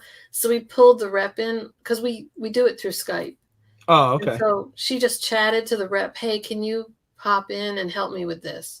So I was really impressed with, one person told me, hey, you're paying they're probably paying her only half of what you're paying the company or whatever. Of course, they get a fee. But it was totally, I felt totally worth it. Right. Now, is this something that they can stay at home, or do they have to go to like a center? She's at home. Oh, she's at home. Well, that's nice for them too. Right. The only thing is they got to make sure that they have probably good internet. And even when they send you the resumes, they show you the pings and everything, like a test. Oh, okay. Their internet and then their backup internet. Wow. So it was very professional. Yeah. I mean, so you get the resume, you get the computer, how their access is, and then there was a voice recording. So there was a recording of her speaking for a couple minutes. Mm-hmm. Just to make sure her English is good enough, And right. There's some people might use them for like customer service or whatever, and I'm not. But right. So there was that. It seemed like. Real quick, I want to say hello to a couple people in the chat. Sure, sorry. We started a couple minutes early just to get the kind of notification out there. Glenn was in here. Swamp Picker, thank you. Stuff from Sally, John Jones. My great find for you. Hey Don, how are you, sir? Scan the Freedom, Maria, how are you? Stephen Strait is in here, and there's Craig Landshark Picker. Dave is saying here, if anyone's watching it, hey everyone, the Logitech 920 webcam is marked down to $50 on Amazon if anyone was waiting for a good deal on it. Steve and Sue, why don't you? We'll start with Sue. Introduce yourself and your channel. Yeah, I apologize that I already talked for 10 minutes. No. That's why we're here for. I was just telling you that's how busy a day I've had. My whole week's kind of been like that. But I am Sue. She Sells by Sue. I was doing YouTube pretty regularly, and Q4 is just so busy that I've got some sitting out there, and I've got one to upload or whatever. But I don't know if I'll have anything new till January. Sorry. Yeah. And Steve? Of course, my name is Steve. You guys probably seen me on YouTube under my channel, Steve Alcorn Flips. I do Amazon, eBay, and I talk to Pat a lot. We actually haven't been together as a group, No. I think, since Nashville. Oh, yeah, I feel like you popped in one time on the show. I'm not sure. I think I came in and you were missing. I think that was the week I was watching, but I wasn't on that. Yeah, that's what it was. And if anyone doesn't know, I met Steve and Sue back in February when I went on to Scott, the Bearded Picker show. Oh, and well, we probably met did. in person. Huh? In August. Yeah, then we went down at the Nashville meetup. We all had the opportunity to hang out down in Nashville. I actually did some bowling with Steve and had dinner with Sue. Sue, and you had when we were down there, you had a grandbaby. I left town real quick. My had to leave, grandbaby was on the way. I just wanted to wish Patdees, the nicest man on the internet, and all his viewers a very Merry Christmas and a Happy New Year. Just want to say a Merry Christmas to Patdees and everyone else out there. From Bayou State, this is Glenn Swamp Picker. Merry Christmas, Pat. Hello, it's Crystal from Rosie's Closet. I want to wish Pat and his family and all of his YouTube viewers a very happy holidays, Merry Christmas, and a prosperous New Year. Hello from Rally Roots. Just wanted to wish you and your viewers a very Merry Christmas and a Happy New Year. Thanks for all of your support on our channel this year. We appreciate all the love. And it means a lot to us. It does. Good morning, Jess. Good morning. How are you today? I am fabulous. We're gonna let some people roll in before we kind of get into it today. How do you like the background I did for 9/11 today? I love it. I was thinking of that when I was taking the kiddos to school where I was. I was in college. Where were you? Actually, it was the very first year that I had opened up our own Subway, and we had moved to this area about an hour away from where we lived from. So it was scary times. I'll be honest. Yeah, for sure. Yeah. So we got a couple people in the room, Eric and Glenn already. Thank you guys. I was gonna say the ladies of FBA are in here. I said good morning. I know. Look at me. I'm getting used to this whole YouTube thing, right? Yeah. Learning the platform. Yeah. I was in college and I was heading to school. Like I was in my apartment with my girlfriends, and it was a rough day. You know, I didn't go to school. Like we didn't go to class. It's weird. And it's weird. We got a couple people in here now, guys. We're going to get into the show probably in about 5 or 10 minutes. We're just kind of warming up here, talking about a couple things. And once we get a little bit more people to filter in, we'll kind of get into the meat and bones of the conversation. But, I did the background to honor, remembering 9/11. It's hard to believe already. It's been 18 years. I know. I designed this backdrop last night, and the little logo at the top. So thank you. I appreciate it. Stocks unhinged. Yeah, I haven't been able to watch the market lately just because I have money tied up into stuff going into Amazon. So I still manage my son's account. But hi, Keyline Kisses. Thank you. Eric, thank you for stopping in. I just thank everybody for stopping here on 9/11. I actually wanted to do a special episode because I take these trips and do these life adventures. And I wanted to do, but I never made it to, I was in Nashville and traveling. And I was, this past week, I was at an auction, storage unit auction, 41 units the other day. And that took up 2 days. Wow. Yeah. Awesome. I want to do a video one day on the Freedom Tower. I've been up there about 5 years ago. And since I only live an hour and a half away, it's really not, it's just a matter of scheduling to get there, but so I mean, like I said, I made this backdrop, so thank you. My name is Patdees. You're at Patdees 72 and channel, and this is Jess Hill. Jess, why don't you introduce yourself and tell them who you are and what you do? Good morning, Jess Hill, ladies of FBA. longtime e-commerce seller, full-time Amazon seller, mama 4 in the St. Louis region. And I appreciate Pat bringing me back. I love this weekly show that we're doing. Oh, thank you. I appreciate it. Actually, we haven't done it for what? This is 2 weeks. Yeah, because I was traveling last week. Right. Yeah. And Well, then, back we were to traveling the week before. a big TV star in Milwaukee, huh? Yeah. So did you want me to give you Sure. the lowdown? So last month I started contacting women in the media at the advice of one of my admins in the group.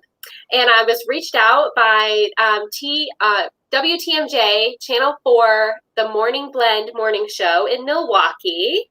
So hi, Kim. So last week, Paige, one of my kiddo, and I, we traveled to Milwaukee. We actually got to see my friend Erin in person because we are all friends, but it's hard because you're on the internet, you know, you live far away. And so we flew up to Milwaukee. It's super quick, like 48 minutes from St. Louis. And then in the morning we got up early, did our hair, and went over to the studio. And it was really cool. Like I've never been on TV before, so we just interviewed and talked about e-commerce and empowering women and men in e-commerce to build their e-commerce businesses and really just fulfill their dreams. And so that's what we talked about. It was a quick little segment. It was pretty cool experience. Paige got to, you know, see the back like workings of a morning show. So there was no live audience, which was nice because Now, how old is she? she's 11. Oh, okay. Yeah. So, and then we went to the museums and stuff in the afternoon, but it was cool. Like and they want me to come back. They want me to come back and show people how to prep items and stuff. So there's all kinds of ideas. So That's I'm just going to take it one day at a time for sure. Ho, ho, ho, ho.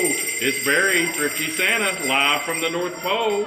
Just wanted to say hello to all of Patdees' family and friends and followers on YouTube, and to wish you all a Merry Christmas and a prosperous and Happy New Year. Well, it says we're live, T. Oh boy, here we are. Good morning. Good morning. No, this is not private viewing. Francesca thinks it's private viewing. We just it's not even 10 o'clock. I started about a minute early. I had my husband worked last night, so I picked him up this morning, and he had a doctor's appointment. And I said to him, "Oh, I hope we get back on time. I have to do Patdees in front of the Christmas tree." And I had him hysterical. He's like, "What?" I said, "Only your mind would go there. Only your mind would go there." I'm not touching that. Did you? Good morning, neighbor Tanya. Thank you for stopping in. Did you just get your tree up and decorate it?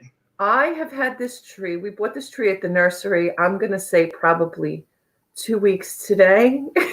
And I just finished putting the tinsel on it before we went live. It's wow. Yeah. So what's on the agenda? What's on the agenda today? Any auctions going on? No, I took the week off, to be honest with you, although I'm already having the itch. I'm like, well, maybe if I go on tonight, it's really not Christmas yet. Tomorrow's Christmas Eve.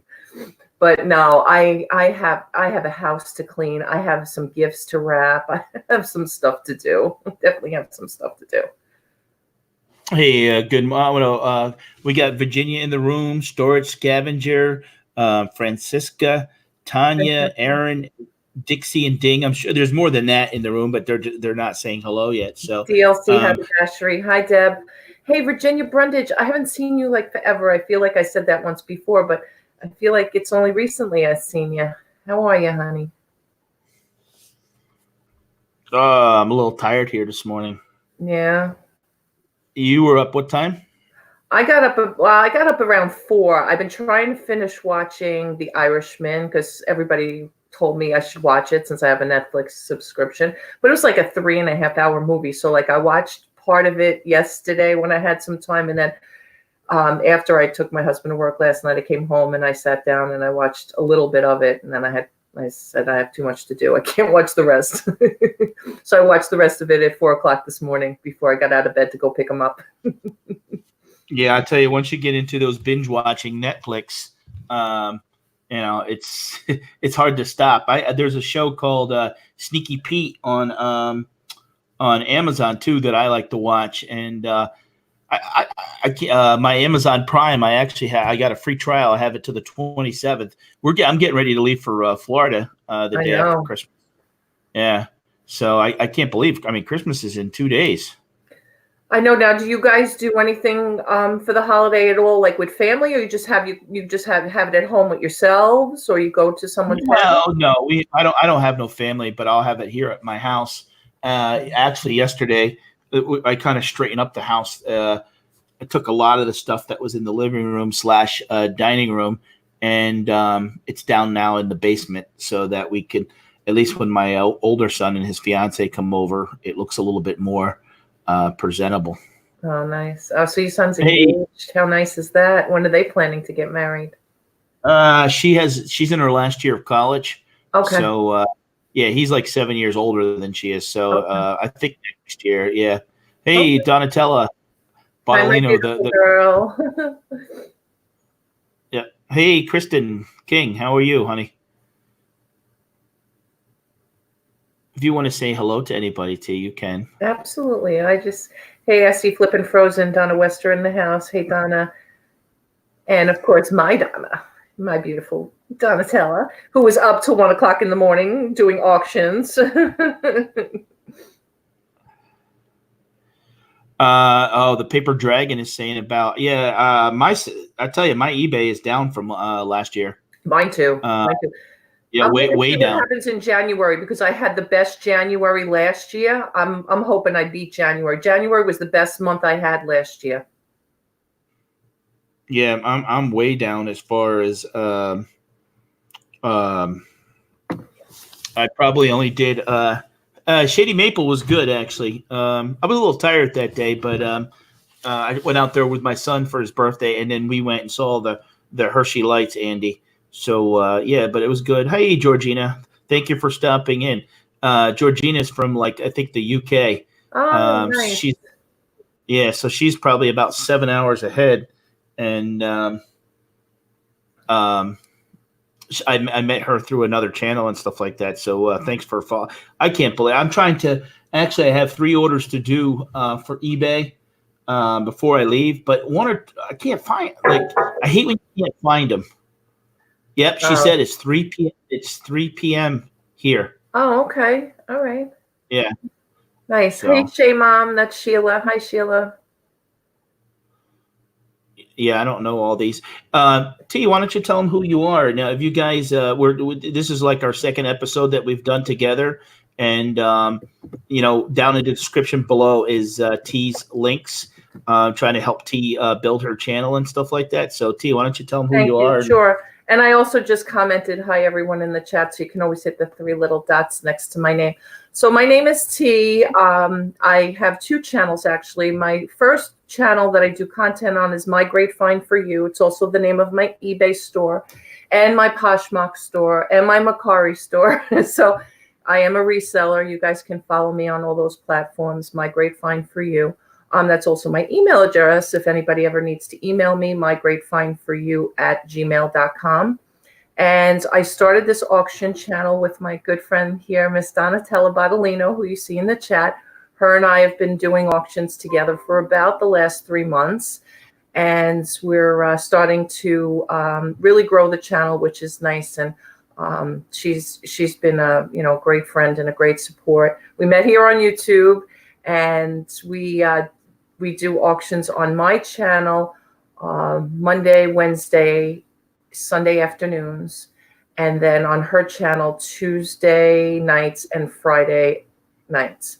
And she does a late one on Sunday night by herself because it's too late for me. I'm an old lady.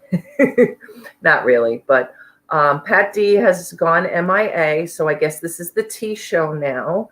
And they were talking about how beautiful your tree was, so I wanted to highlight. Oh, okay. I do have an Instagram, Shy Mom. It's also my grapevine for you as well. I don't do a lot of Instagram. I've got to get into the habit of doing it more. I have been a reseller on eBay for about 19 years. I only recently came on as an eBay seller onto YouTube, first on the My Grapevine For You channel and then on the Auctions For You channel. So I haven't shared my entire journey, even on Instagram. Social media, get to be in, that old lady category. You have to learn these things as quick as you can, but I'm being funny, but I probably know a lot more than a lot of other people because I was actually training to systems in the corporate world. I've been in mortgage for 33 years and quit my corporate job in October, I guess it's been. So doing this full time now with a little bit of consulting on the side. I didn't give it up 100%, but definitely have stepped back from it and really concentrating on doing both YouTube and the reselling and making some great friends and really having a good time doing it. So thank you guys for coming. Hey, Big Red. There he is. He's supposed to be at work. Yeah, he's spending money he shouldn't be. Yeah. Well, I can track him on the phone. We have the trackers on the phone. He's at my wife's job. She's a restaurant manager of a Subway. Okay. So he's sitting there, I guess, checking out with Mom and checking in on Dad. So, it's 2 days away from. I just can't get over the fact it's 2 days away from Christmas. If anybody doesn't know who I am, that came over from T-side, I'm Patdees, and I sell on eBay, Amazon, and I actually do Instacart, a grocery delivery service, part time, and I'm a landlord, so I do property management. Well, we got a question here for T. She knows better than to answer me that question. It's actually been a little more than a week. Well, did you buy? And it's so funny because I said to Donna, and I don't know if you find this, Pat. I mean, both of us have been in the corporate world and restaurant business, right? Because my husband and I had a place too. And as busy as we ever were, I feel like I'm busier now with all of this between the YouTube, the reselling, the channels, making sure you're doing this and content and everything. I feel like, when you go to work and okay, even with the restaurant, right? You got to go in, you got to fire up all the grills, you got to fire up, the griddle, the whole thing, but you have a routine. And maybe it's that I don't have a routine down yet because this is like a new full-time gig for me. But I feel like time management's a bigger problem with it. I don't know. How do you feel about that? Well, when I was going to a job that I only had one thing to do, a lot of times our house was much cleaner. As we started doing reselling and stuff like that, I do agree. We're doing, less at home and stuff as far as that. I think I see a super chat, but it's not coming through on the StreamYard side. Huh. That was your weird. son. Yeah. Yeah. Big Red sending me $3. Josh, thanks for the $3, but he's giving me the thumbs up emoji. So it's weird because behind the StreamYard, it's locked up at Donatella's is the last message I see. Oh, you know why? Super stick. That's why it was a super sticker. Oh, it doesn't show through. It only shows. Super stickers don't show up behind the StreamYard thing there. So I had happened just to glance over. So if we got 11 thumbs up. We got 24 people watching. If you guys can give me 24 thumbs up. Thumbs up, guys. I actually was up to about 2:30 when Wow. I'm editing that third episode of the Christmas special that I did, and I had 46 or 47 channels participate in the 3 days as far as the greetings. But the first episode that I uploaded, I ran into there was 4 issues that I appealed 3, and I appealed all 4, but one of them I lost. I probably should a little bit more detail. So that video can't be monetized. but last night's can. And not that you make, be honest, if you get 200 views, you're only going to get $2. It's not a big deal. Right. And then the video I'm doing today is uploading. It's going to upload. Rebecca, what happened to my ranch? I don't know. Do you you have a bad sleep pattern right now? I know I did go through, and there were a lot of people that weren't actively on. I wasn't doing lives. There was only about 10 people that had wrenches. So that's the reason there, because I know some comments were getting deleted. So I don't do lives as much. Now, as I start doing more lives, there'll be more people that, will have wrenches and stuff like that. So, and I can't even see that behind the scenes. So did you do auctions all weekend? We did, let's see, all weekend. No, Friday we did our regular Friday night. And then Sunday, we didn't do our Sunday day because of just life, with it being Christmas week now and everything. Donna also had 2 storage units that she had to go and clean out that What the Hales gifted her. So she had to go do that. So she just decided she'd go on last night. And then, like I said, this week, it's kind of like going to be hit or miss. We're definitely not going on before Christmas. We'll see what happens. We'll probably do our Friday night. And then not sure about Sunday because I think Donna's having a guest on Sunday. So I'm not really sure what her plan is Sunday day. This Sunday? Yes. No, I'm not there this Sunday. Oh, I thought you were. No, it's the following Sunday, the 29th. Right. That is. Oh, yeah. All right. I'm not crazy. Hey, Georgina, thank you for stopping in. Yes, you have a lovely Xmas too, Christmas and a Happy New Year. I'm going to be leaving for Florida on Thursday, so I'm going to be doing some video recording down there. Are you done with Mondays after Christmas tea? I'm not sure what that means. Oh, I don't know yet. I'm not honestly sure. Well, it's so funny, and I'm into this now. It's almost 4:00 in the morning. Here I am, down in my office, and it's so funny to look back and just listen to the conversation. Because as I'm making this, I'm basically having to watch all the footage and decide, okay, what do I want to share with you guys? Obviously, I can't share. If I have 20 guests on today, I can't share 20 hours of footage. I got to cut it down to basically 2 hours, and it's funny because I think back then I hadn't give T's husband his nickname yet of Louie, and Donna, I back in the middle of 2019 had developed a friendship with T and Donna, and T had been following me and talking in the chat, and she started stepping in and helping Donna, and now you guys may wonder, and I have been on Donna's show, I have been on with Pirate, but all this footage that I'm showing to you guys today is all footage from my channel. So if somebody's not featured, that means they actually never came on my live, or if they did, I don't remember, a minute or two. Like Pirate, I think we interviewed, but we interviewed on Kimmy's channel. So to avoid any copyright issues or anything like that of length, I really wanted to stay true to my channel, that they were featured on my channel and stuff like that. But I've been on Pirates.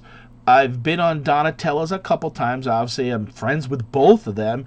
And that was a perfect example. Now, T, I've been on hers many times, and I've actually met her in person and have worked with her on, helped her move some things to South Carolina, and we talk all the time, and we've developed a great friendship. She knows my wife, and I know her husband. I've met her dad, and I've met her brother and her kids and all that. So it's funny to look back and how do I say? Sometimes in the beginning, I guess I do this, and maybe I was more timid back then. I'm not as. It's amazing how much you even change as a person in 2 years, because Now I'm just a goofball with her, and I kid around, and or sometimes even I drop the F-bomb once in a while around, and she does too, and privately, not on a live. And like, what the, and 2 years ago I never would have done that with anybody, and I don't know, so YouTube has changed my personality a little bit, that I'm a little bit more outspoken, and I guess a little bit more bold, and and I'm not saying I guess I'm less nice. The only thing I gotta watch is sometimes become a little bit of a class clown, or I'm not disrupt the being too much of a class clown in Donna Ortiz auctions. So, I try to, once they start getting bidden, or you're busting chops with other people in the chat, or what I call playful bantering. It's funny because when new people come in, or some people that don't know, and they take it serious, like, oh, no, we're just bad. Like, I banter with, perfect example is Saxton, and I always tease with Susan, and Ronnie and Bobby. I always mention about going to Wendy's and stuff like that, and there's some people, honestly, I just wonder where they did go. And I once in a while I'll see them in other people's chat, but sometimes I lurk, I don't say nothing and stuff like that. But I really do appreciate you guys again watching this, and I wanted to get some context in between to kind of explain some of these clips and stuff like that. And sometimes it's emotional actually watching these for me. It might be boring for you guys watching them, and it's more of a reflection looking back to kind of see the people that I've worked with and stuff like that, and done things on YouTube. For me, it's important because it's basically the diary of my YouTube. And I sometimes, it's funny because someone said to me about a week ago, wow, I never knew that you had kind of done that much stuff with that many channels, and really how friendly you are with channels and stuff like that. So I took it as a compliment. So we'll continue on, and thank you guys, and I appreciate it. You guys just walked in the door. Yeah, literally. Yeah, that's literally, we've been fighting storms across the Metroplex. We were out in Fort Worth side of town, man, and it just, time and rain caught up with it. I think it's been raining since 1972, so. Yeah. Or at least Thursday. I don't remember. It's very soggy. Very soggy. I want to thank you for having us on, man. That's awesome. Thank you. Oh, no, not a problem. I've been wanting to have you guys on for a while, and we talked about it before. I actually haven't seen you guys in the chat for a while also. Yeah. We've been kind of laying low, man. My essential job essentially kicked my butt. So, I mean, it's my full-timer, a lot of my coworkers decided they could make more money on unemployment than actually being employed. So they managed to make it so they could make more money on unemployment than being employed. So someone has to pick up the slack, and I work out of the house, so I've been just nonstop just going as far as work goes. So it's been fun. And those storage units. And so, no I mean, storage it's like, units for right 2 months. Yeah, we haven't had anything since our Jordan unit, so it's been a minute. Operation. Yeah, she's the patience in the operation. I'm the come on, do it now. Yeah, and she's the even keeled most of the time. But so are you guys planning to do this then more often and keep growing your channel? Oh, exactly. Yeah. That's what we want to do after. That's the goal. Whenever all this is called ends. I mean, yeah, it's the uncertainty with all this makes it even harder. And then you know that looking at lockers. I mean, we got an email for Public Storage. I don't know if you've seen that or not. Yeah. What they've got going on now, you've got to download an app. We just got that email. And we got the email last night. You got to download an app, and only one person can go to the auction. And you have to have this app, and you sit in your car, and you video, and it's a video chat type thing, and that's how you're bidding on things, is doing that on the storage caravan. Yeah, I'd go just to sit and watch the chaos. I don't know how it's gonna happen, but I go by myself. I mean, sometimes I'll meet up with some people there, but my wife has a full-time job, so she doesn't have no time to. She just wants to know if she can at least park her vehicle in the garage because, yeah. Oh, you have a vehicle in your garage? Wow. We cleaned our garage and found a car a couple weeks ago.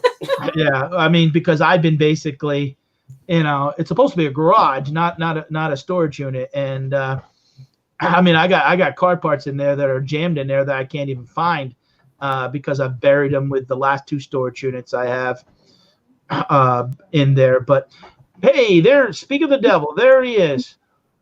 Hey, Justin. Hey, Jinx, 1, 2, 3, 4, 5. Oh yeah, that's you. You're the Jinx. Look, he changed his profile picture. He's got that like stare. I know. He He's look. trying to catch up in the beard department. He's got there. that look. Yeah, he's got that. He's got that. Yeah, I'd be afraid if it was a cheeseburger. Hey, Clay. He's got what? I'm gonna eat you. Look? Yeah, he's got that. Hello cheeseburger. I'm gonna get you. Look. Hey, Crockers, Jen, Justin, Jerry, and Pat. Oh, thank you. I've never seen Clay's.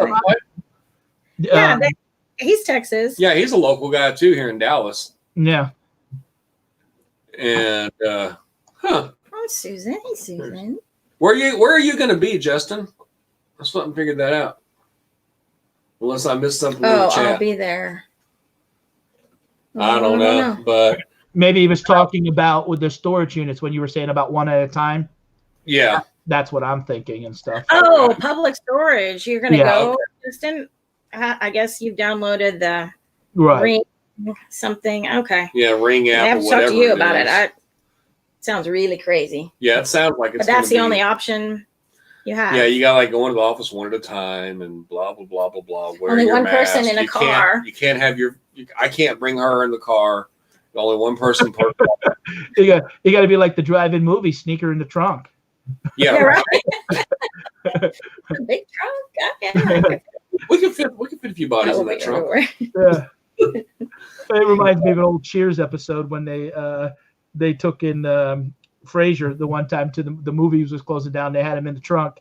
Oh, I saw that one. Yeah. Yeah. Because the movie theater was shutting down. Yeah. Casual Flipper, do you have to bid using the phone app in your car? Yes. Oh, okay. Yes. They're doing for everyone. They're doing a trial run Friday here in Dallas. I think. What was it? Friday? No, Monday. Monday. I think you have to let them know by. Oh, I'll have to look at the email. We literally just got it last night. You have to let them know by I think Monday, but trial run's gonna happen on Monday for I think a certain amount of people. I'm gonna do a video where about yeah. Everybody, every unit on the run. I don't see how it's gonna work. Victor's going to challenge you for it, man. So you might want to watch out. He's going to make you pay for it, Justin. When you guys show up to the auction, is there a lot of people there? Or? It depends on which one. You go to those. You go to the auctions. The ones I've been to, actually not so many. Public storage a little bit, but an average maybe 12 to 14. The last one we went to was So a not a walk. lot. Last one we went to was a That's walkade one here right down the street. I went over on my lunch break and we went in there. There was probably 10, 12 people in there. Well, even the Black Friday public storage, I think. Well, there was maybe 20-ish. Yeah, there was about 20, 25 on that Probably run. because it was Thanksgiving weekend. Everybody was off. Yeah, that's why. Typically with the auctions around here, there's 25, 40 people. But you start seeing a pattern of the same people. I mean, there's people they don't do nothing with YouTube, but that's what they are. They have storefronts, and they're just buying the stuff. And when they're pulling in with trailers, they're definitely usually serious. Yeah. Yeah. See, Justin knows Victor. Victor buys lots of units. Yeah, Victor, and then little backpack dude. I can't think backpack of guy his that's name. Justin's buddy. Justin will tell you all about him.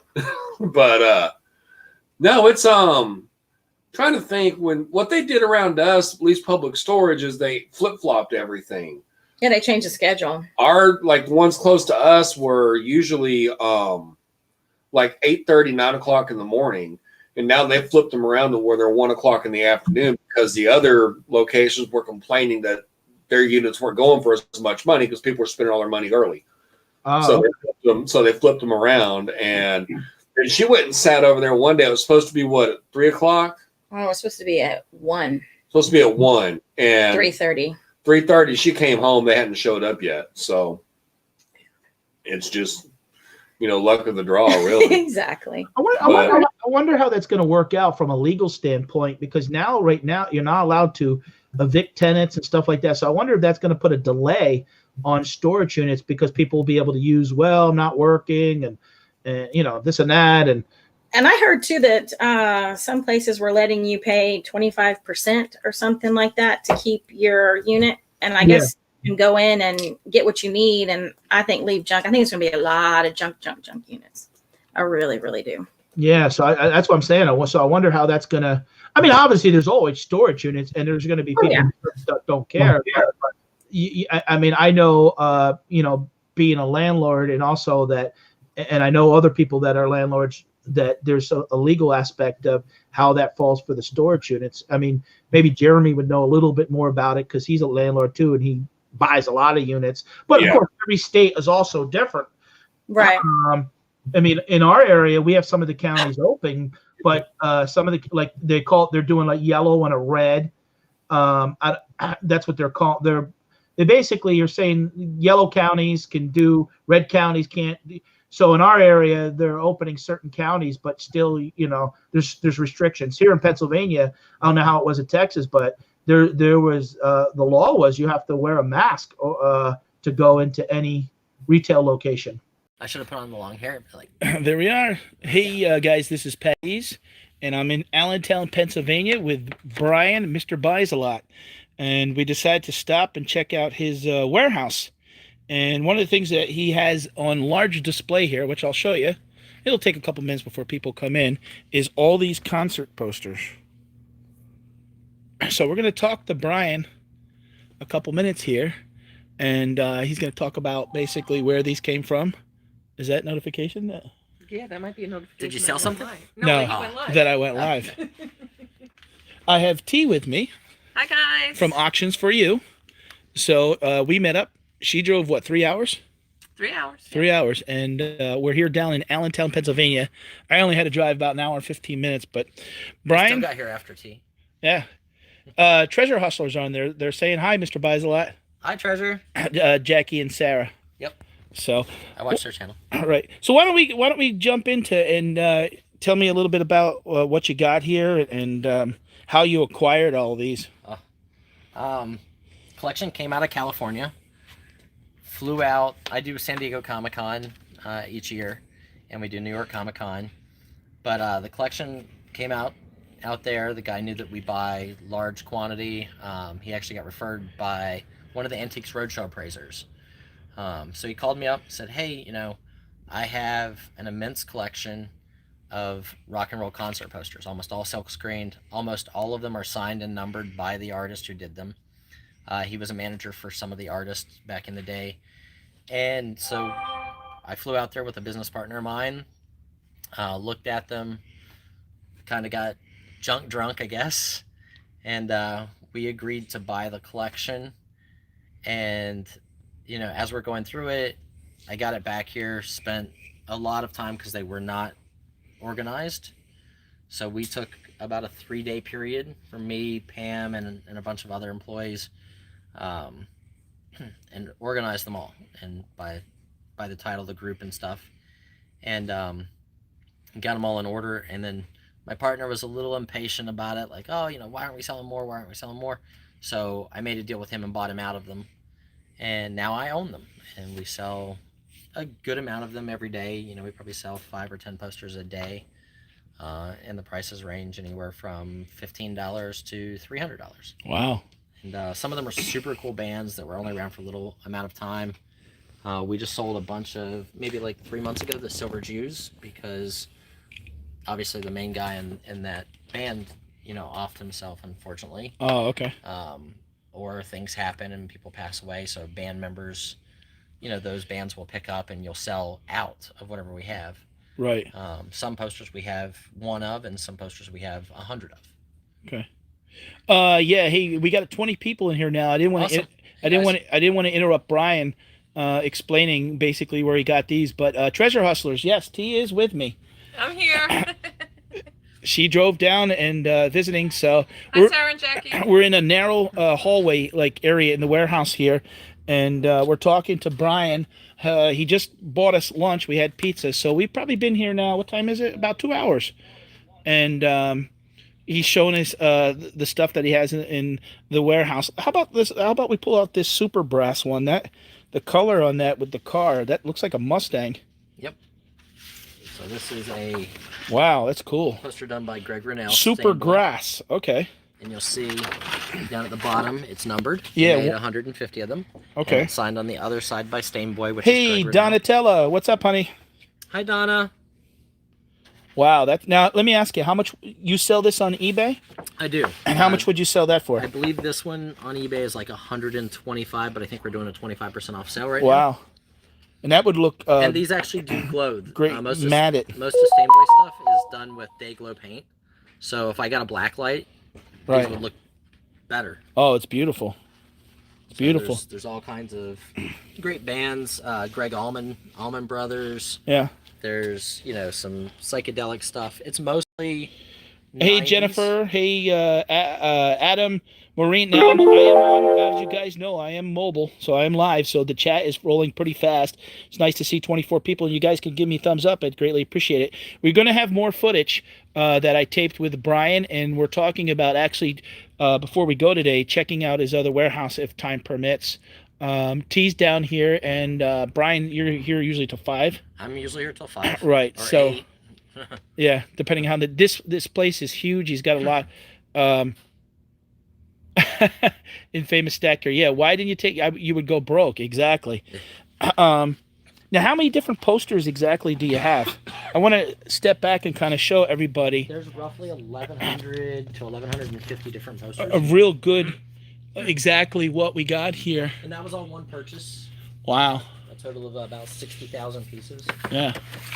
Look at the color on here and the design and stuff like that. And I had a quick look at the one, make sure this was PG before I posted it on Patdees' channel. But I mean, just the store these things, you need takes a lot of space. Now, generally, Brian, how are you shipping these out?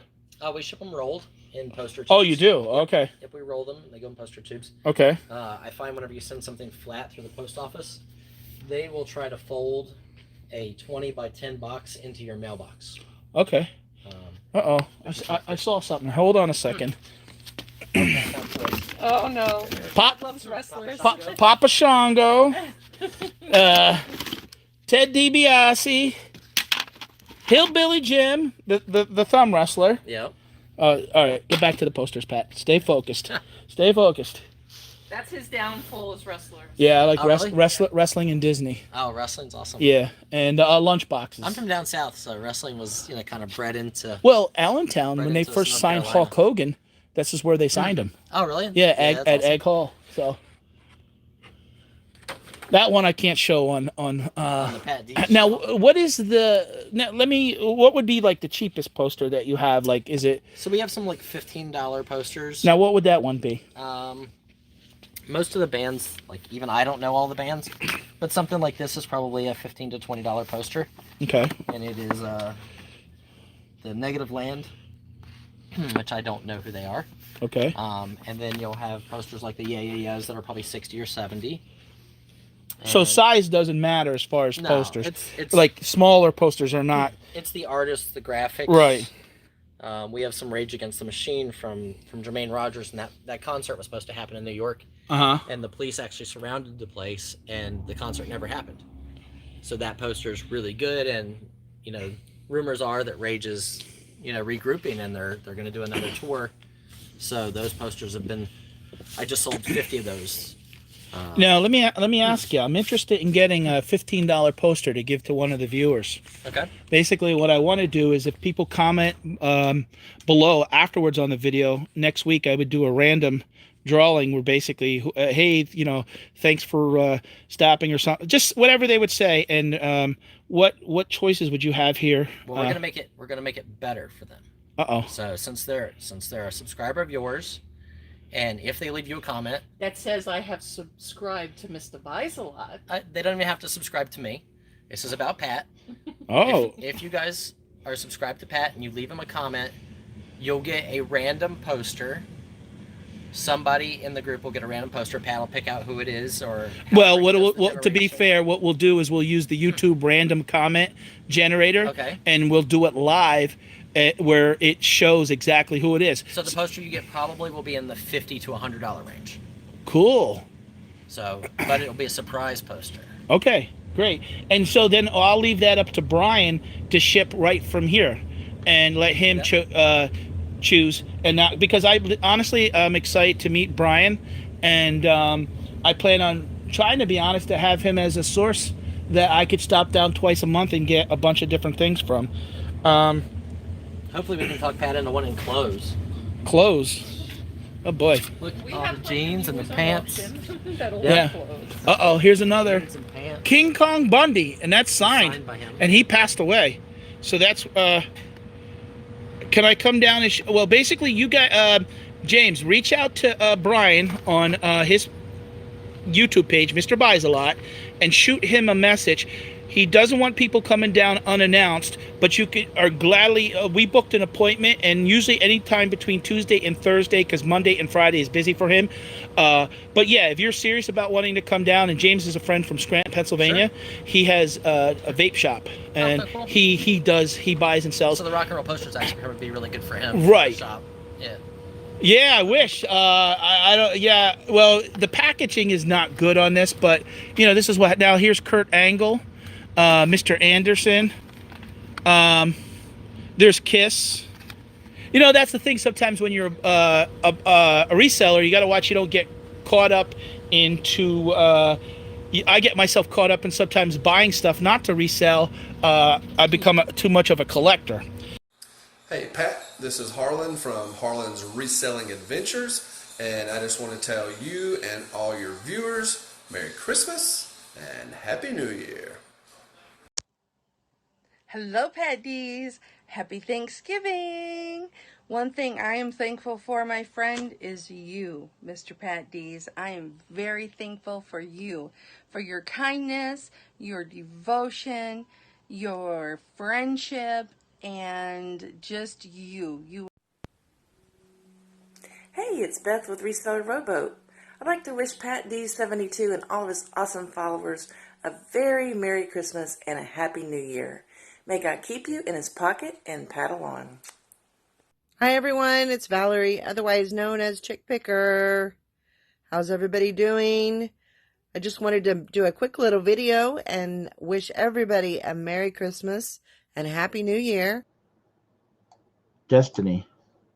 Is this The Price is Right? No, it is not, Mike. And Scott, the bearded picker, is playing with brawls. Oh, geez, Scott. How is Joni feeling? I hope she's doing better. Please let her know that Patdees asked about her. But I was this past week. I've kind of been doing a lot of self-reflection on what I need to do to kind of get my stuff together, and that's why again I titled it 168. There's 168 hours in a week, and sometimes I just been wasting. Too busy actually sometimes traveling around and not being focused on the business of reselling that I kind of need to. But I also been the other night, and I was talking to Kimmy about this, borderline hoarderish, that the other night I watched Netflix, and The Wandering Beard. Here he comes. Hey, Scott. Y'all laugh when I say I'm playing with bras. But... You see this? I have 15 of these boxes full of bras. Were you in the house now with him? Yeah, I'm in the house. Yeah.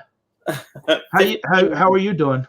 Me, I'm doing well. It's gonna take me this week and probably next week to get all these things out of here. Yeah. I listed 90 items in the last 3 days, and I don't think I listed 90 items in the previous 2 months. And I don't know if it reflects on how my store did last month, but last month I didn't do good at all. I only did $600 on eBay and about $700 on Amazon. So I need to get my. This past week I finally decided I need to get my together and get back into what I'm. I can't be sitting in the middle of November complaining about sales if I'm not doing nothing. Yeah, if I only sold them, most of bill collectors would be at the door right now. Yeah. Well, unfortunately, my wife is the breadwinner, and I'm still helping the guy with the property. You know. So now, what are you doing? The dynamo, the small dynamo labels? Yeah, I've got a bag. Each one of them's got to go in a bag and then be labeled up. I have to take the sticker off because they're all clearance. So we're even getting to see the process of the Wandering Beard. Yeah, I don't know. I think when I used this computer last, I must have been on the road. Yeah. Yeah, but each one has to be bagged up. Each one, because clothing items have to for Amazon tag, and then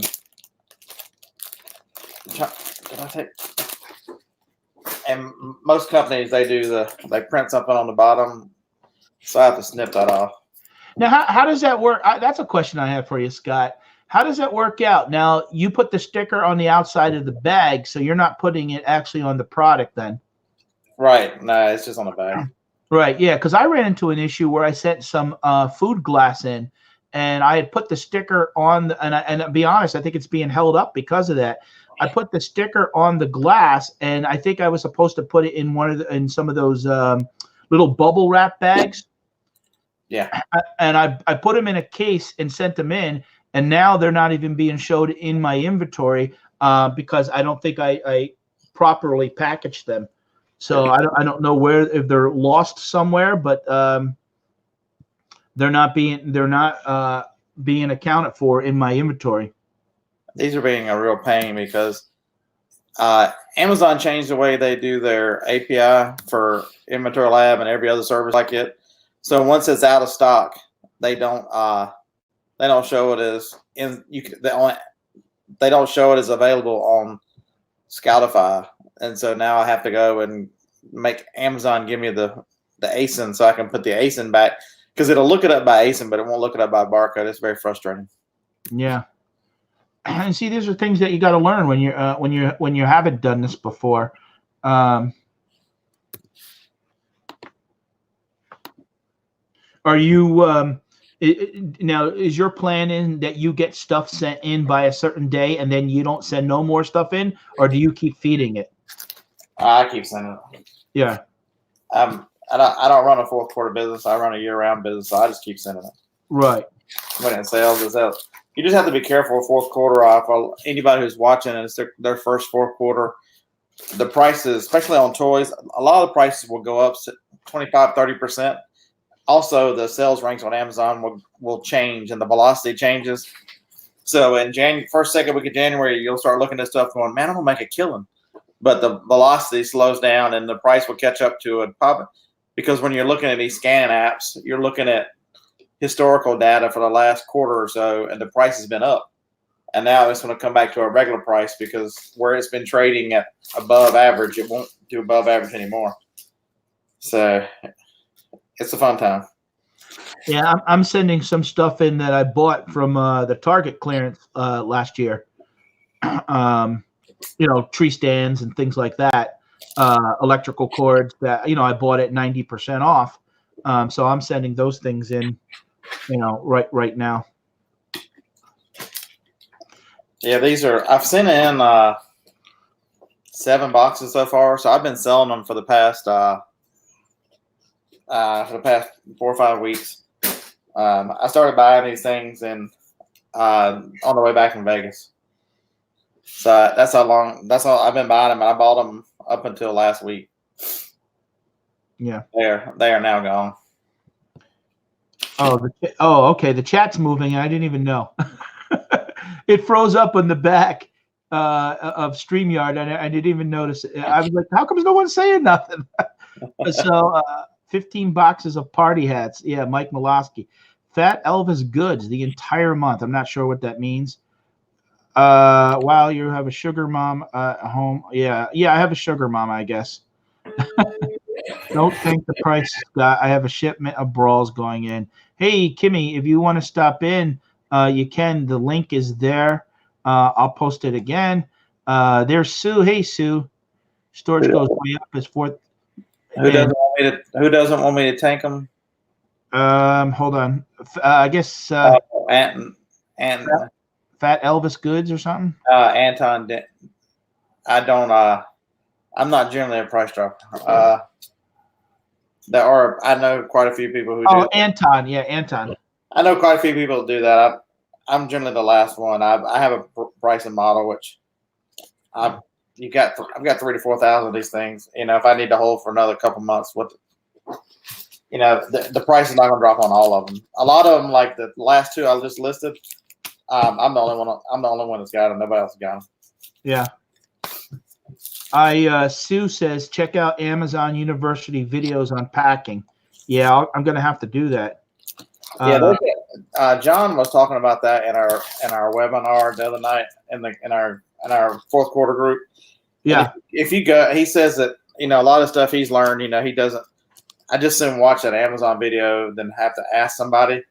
So those Amazon videos, he really swears by them. I've never watched one, so I really want to catch up with pay-per-click with him. So I'm gonna spend some time this weekend watching the pay-per-click videos. Yeah. Anton says he knows Scott. He's just joking with you. I don't know if you know him or not. It's okay. I'm the originator of the Ricky Bobby School of Reselling. Either first or last. In the middle, you're just getting your butt handed to you. And I generally am not fast enough to be first, so I'm almost always last.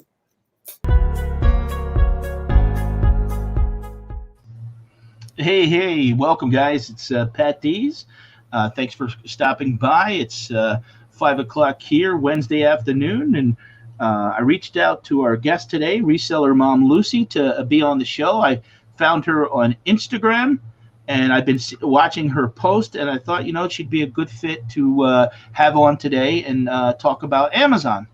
If you guys got any questions in the chat, don't be afraid to ask. Now, it'll take a couple minutes before people get notification. It's always hard to know what time to also go live, so that you're not stepping on other people's toes, or if some people are getting home. Now, Lucy, why don't you tell everybody who you are and where you're from? California, right? No, I'm up north. I'm in Washington, Seattle area. So, okay. I have family in California. I'm originally from Las Vegas. I wasn't quite born there, but grew up in Las Vegas. And after college, went. Something's falling in the office. Sorry, we have everybody at home. So went up to Washington to get a career and make things work up here. I absolutely love the rain and love the atmosphere, and I love the ocean. So I wanted to be next to the ocean. Was one thing that I really wanted to do. I just assumed California when you said Pacific Standard Time. Because I just assume everybody's from California. It's like ironic because I found you on Instagram, and Wade, who's from that area, Wade Ventures, he's the one that told me to get on Instagram, and that's where I've been on trying to network, and I've been watching your post, and that's one thing I gotta learn is Instagram, is basically being able to utilize it properly to connect with your YouTube social media. I love Instagram to just put out quick news flashes on, and I put out a lot of funny content or whatnot that I find funny, but it keeps me laughing. But yeah, Instagram is a great way to connect with the reseller community. Between all of the online platforms, I have found that a majority of everybody's over on Instagram and friends over there, and it's a great way to connect. I love Wade. Wade's fun. I have not messaged him in a while, but we went fishing with Wade for his birthday, not last spring, but the spring before, with everybody down in Portland. So I drove down and hung out with everybody for the weekend, and we went on a boat. We all threw up, by the way. It was a terrible trip. We all got seasick, but other than bonding over our mutual barfing over the side of the boat, it was great. Yeah, he did a bowling party for a reseller meetup one year. I thought that was at eBay Open was the bowling, but I No, don't. I thought it was a separate thing that he had done something. Yeah, he had done something himself, and it's hard to believe. I don't know, and then we're going to get into that. I've been on basically YouTube, social media as far as a reseller now for 2 years, and basically this is about the time that I really started looking into doing. Probably started sending stuff into Amazon this time 2 years ago. Where I met Scott, the bearded picker, and I started going on his show and started learning, the process of basically. It wasn't like he sat down and said to me, "Oh, Pat, this is what you need to do," but just basically listening to what they need to do, kind of doing my own homework. I started my into the Amazon business. Real quick, let me say hi to a couple people. More people are rolling in. Borderline Hoarderish is my friend Kimmy. She's done shows with me. Thank you. Iris, thanks for coming in. If you got anyone who's in here, if you guys could share this out, I'd greatly appreciate it. We are going to talk about Amazon, and actually, I'm going to ask Lucy what other platforms that she sells on. Hey, Adam, thanks for coming by. Hey, Tom, how are you? Pamela, how are you? Pamela, thank you for stopping by. But all right, now. As I mentioned, we're going to talk about Amazon, but do you sell on any other platforms? I do, but mostly, okay. My Amazon rejects and anything that I can't sell on Amazon, I go over to eBay mostly, but I also have posted on Poshmark, Mercari. I've done a little bit of like Facebook Marketplace, but none of those are really holding a candle to Amazon. And it's mainly for like when the kids grow out of their clothes, or maybe we have something that we're not going to use in the family, or I get something back from Amazon that I can't sell as new on Amazon. Do I go over to those other platforms? But Right. This year during COVID, I did start my Shopify store that I had kind of been tinkering with in the past. Oh, okay. And so that is something that's completely like my brand and my vision, and I've put a little bit of work into it this year, but not enough. It's still just like super side hustle. Right. Now I've heard with that, and correct me if I'm wrong, is you really gotta. They don't kind of drive traffic to you. Kind of are in charge of driving that traffic, but it's a template for selling like your stuff to sell on. But if you can get people to come over to you, obviously there is a customer base there, but it's not like Amazon. Where there's already a big built-in. Amazon is the biggest, platform that there is. Correct. Hey, Jesse, thank you. Yeah, so I design my items over there, and then I push them out to Etsy, eBay, Instagram, Facebook, Pinterest, and Walmart.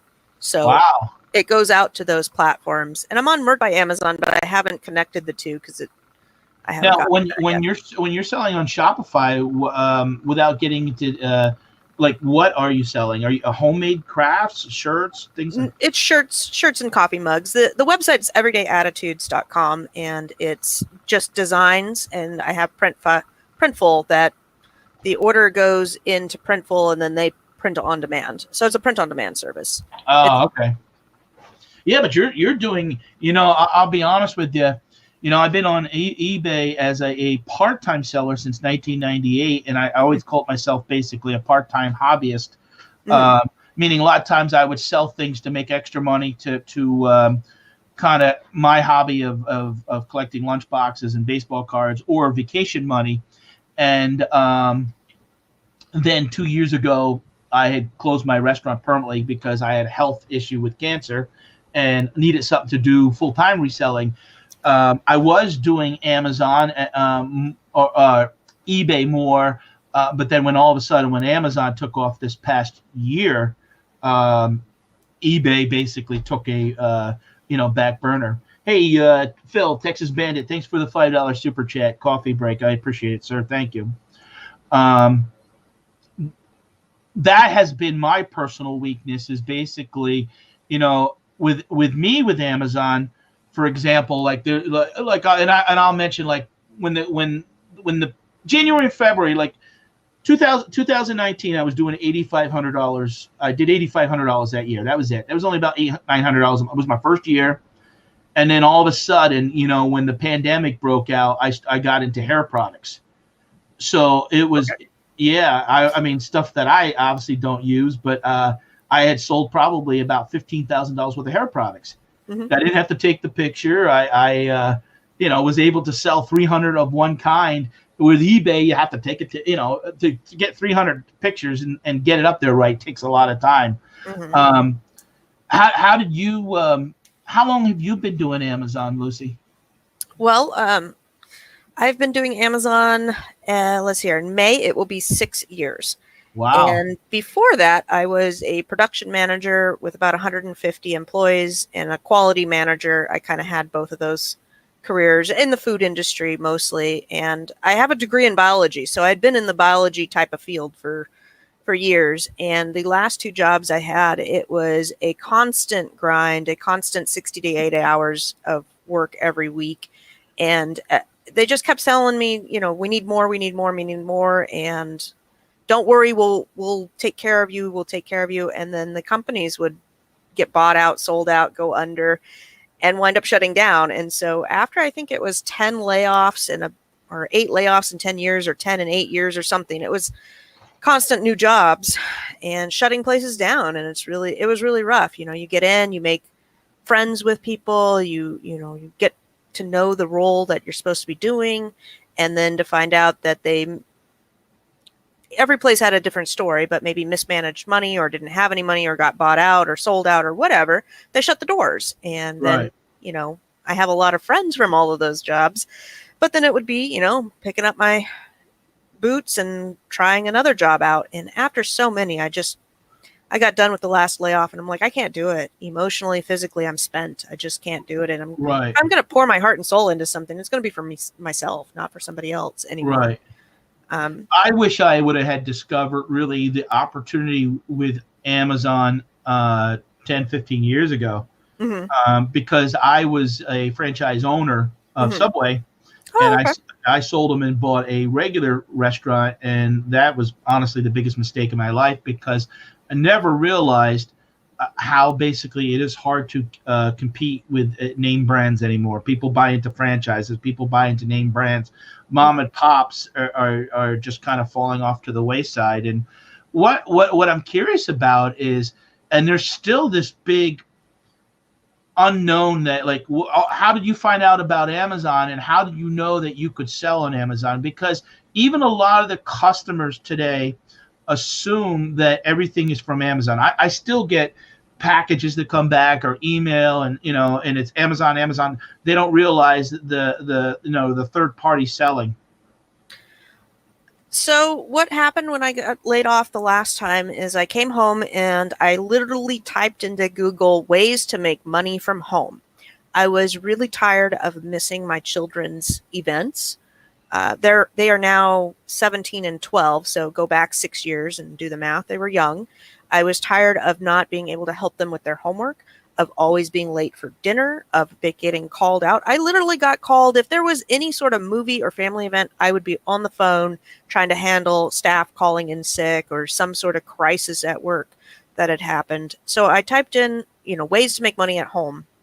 And I looked at everything from, I call them pyramid schemes, but the Mary Kay's and Lulu, Lulu Row or whatever, those sell from the house type of things, to eBay and thrift store stuff, to opening up a franchise, to I stumbled across Amazon and I looked at it and I'm like, oh, this is a way where I could make my own hours. I could work when I want to. I could do it out of the house. I could build it the way I want to build it or at the speed I need to build it at. And started doing that with some used books from the Value Village. And I said, I'm going to try it out for 6 months. And at the end of 6 months, make a decision whether I want to go back to the food and quality service or if I want to stay with that. And I've been here ever since. Welcome to, this is Patdees, and welcome to another episode of 12 Minutes With.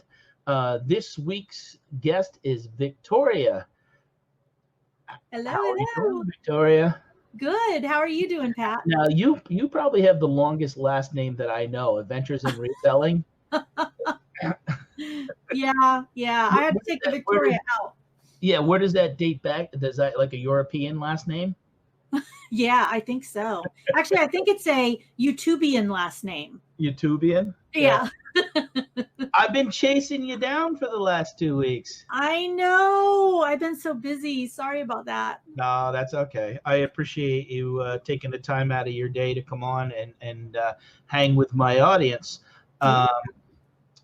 So we're going to get right into it. Basically, I mean, I think I found Victoria probably only 6 or 7 months ago here on YouTube. How long have you been doing YouTube?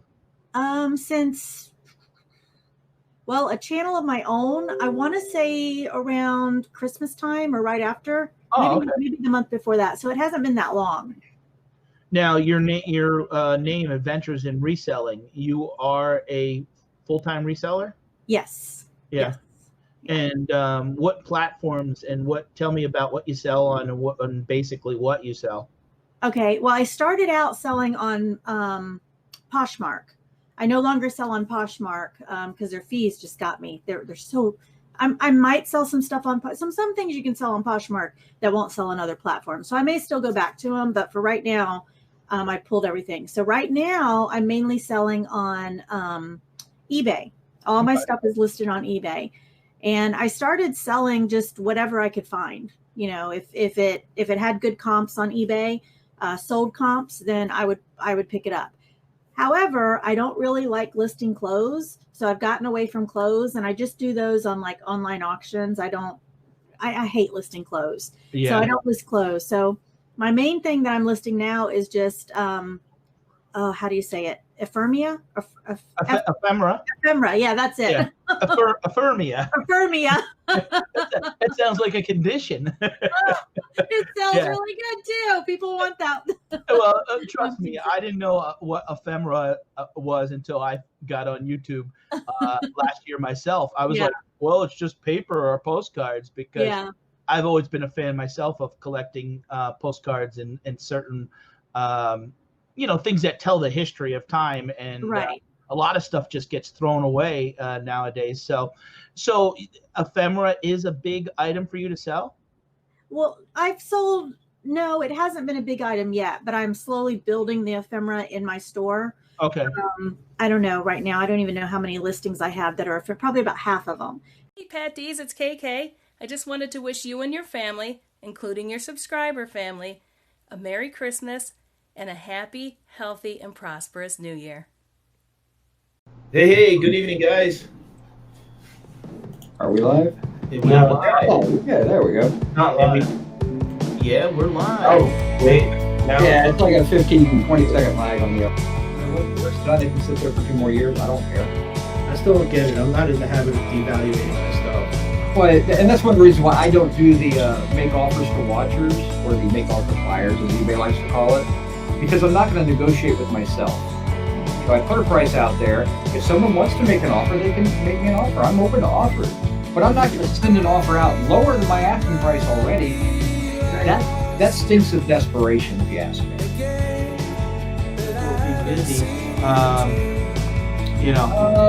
The problem is when the Amazon goes on Prime, maybe Walmart's doing basically matching Amazon Prime. They're doing it a day early.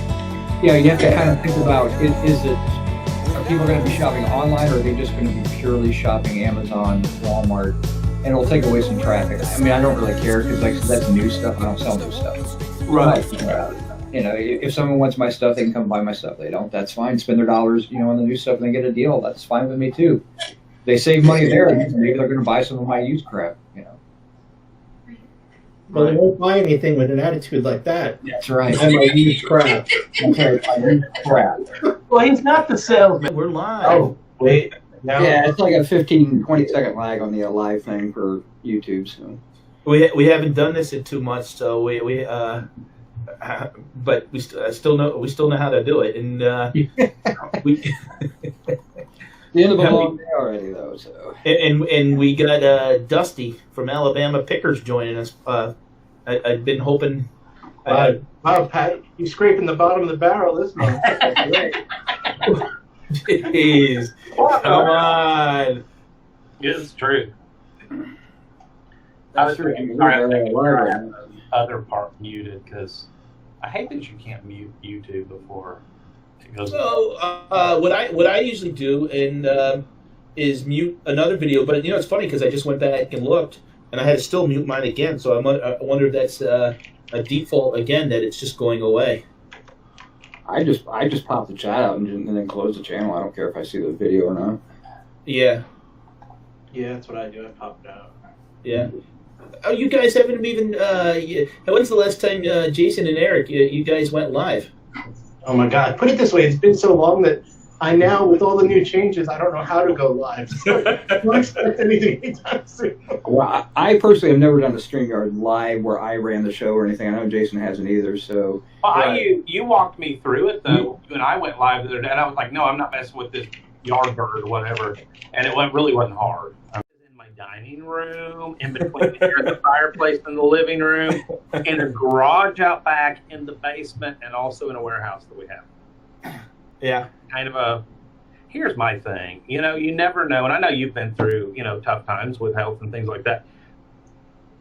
If you can make a good buy and you've got the money to do it, do it. I'm sure you probably have, back stock of stuff too, because you know what? That's kind of a rainy day fund. That's kind of your insurance that if you ever got to the point where you weren't monetarily able to buy again, for a while, and you've got a garage full of stuff or whatever, whatever your situation is. You've got a garage full of stuff that's unlisted. I mean, that's income. Yeah, I mean, I have a lot of stuff to list. I guess what I worry about for myself personally is trying to find the hot item, or too worried about what other people are doing to sell. In other words, I'm selling the stuff that I am, and then all of a sudden someone says, well, you ought to be selling car parts because that's where people are making money.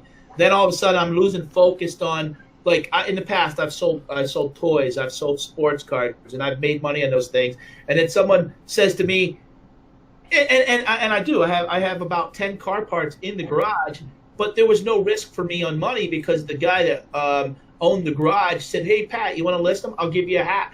But the problem is, once I brought the stuff home from Eric, once I started doing the storage units, and I started, guess what? The stuff is not listed because it's hidden in the garage. So I got to get focused on listing. But you're going to go, I've been doing it for 20 something years. You're going to go through that though. You're going to grow and you're going to evolve. And eventually you're going to figure out what you become good at. You're going to become an expert of many, many, many, many things, but really not an expert of any of them. You're going to be knowledgeable about a lot of things. Figure out what you enjoy listing. Figure out, Eric and I were going to hang out together earlier today while I was listing and he was listing. And it was all paper, old almanacs from the 1800s or whatever, right there behind him. And I was like, I love stuff like that because each one of those books is $30, $40 and up, and literally thousands of dollars worth of inventory. They're going to fit in a tote this big. Yeah. And that's the stuff that people would walk past. So I've learned to love that kind of stuff because it's a lot of profit for little, but that doesn't mean it's going to work for everybody else. Right. My problem is, and I'm going to be honest with the YouTube audience too, is what happens is, and Eric and Jason could say this, and I think when you get sidetracked doing YouTube, it becomes sometimes a little bit more of the story of acquiring things, picking up, sourcing, going to storage units, going to the Goodwill, going to the Salvation, doing RA, doing the garage sales, doing the flea markets. And, all of a sudden you're out there chasing that to do the story for YouTube. And then you're so overwhelmed with stuff and you're like, oh my, what do I list now? And I think if you hold yourself accountable to the fact that you're going to do, not only are you going to do the picking videos, but you're going to do the what I sold videos, because those two go hand in hand. You can, because we've all done, what I grabbed videos, right. I buy at the auction, whatever. And we can kind of assign I think it's going to be worth this much. I'm going to ask this much for it. But I think that you'll find that the audience really likes to compare you picked this.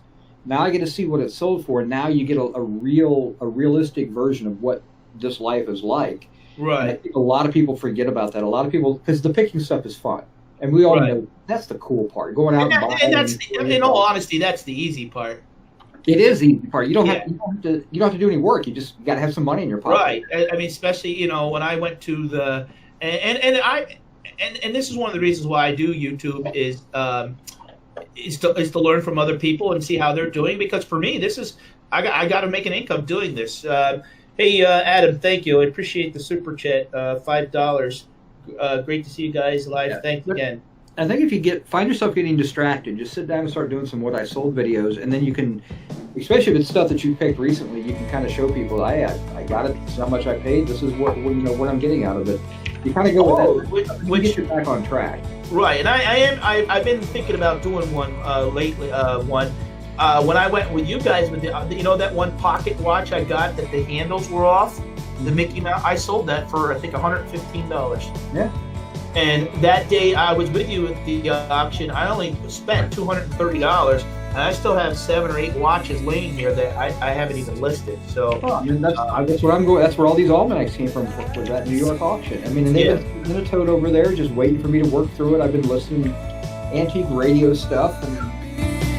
Okay, guys, Patdees is back, and we're going to record some footage over here. We were just live on Instagram just to kind of share that. And here they have the blow molds. Over here, they have expanded in this area, and they have Halloween blow molds.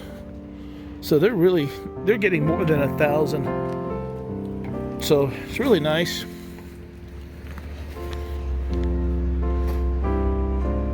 I'll share this again as bonus footage because I know that, I don't know, if I show personal stuff sort of like this on my regular as a standalone, I don't know. I could never figure it out exactly how YouTube works, but I try my best. So I'm going to throw this on the back of reseller interviews that I do, and sort of a little Christmas bonus. And I do appreciate you guys showing me the support. My name is Patdees. My channel is the Traveling Picker Patdees. Ooh, there's Mickey. Yeah, they get more and more, I think, every year. I wouldn't be surprised if sometimes people reach out and even sell them cheap or even donate a couple. Just to,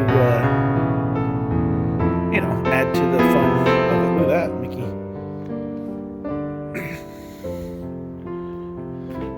More over here. Oh, there's Taz, Goofy, Tigger. They really have a lot of them. All the reindeer.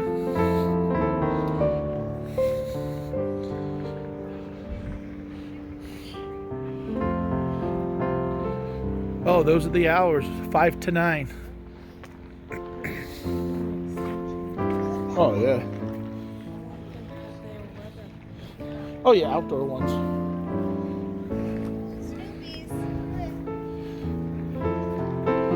Nice.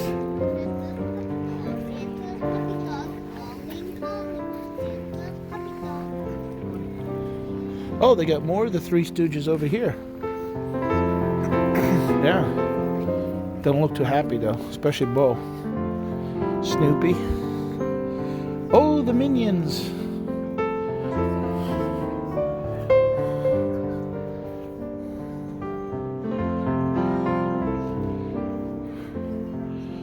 Oh yeah. I know you could spend. It is a little cold tonight, but you could. Yeah, I'm a little cold. I could use actually a little cold.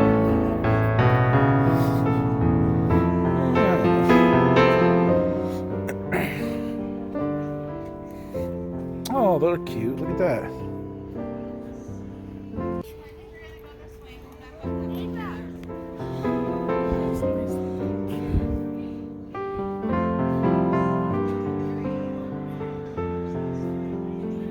With the house even. Easter, yeah. Boy, I like those ducks and chickies. A lot of work here.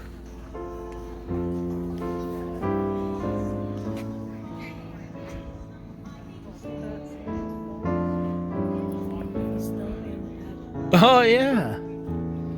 That's cool. Yep. Oh, that one Elmo's eyes broke.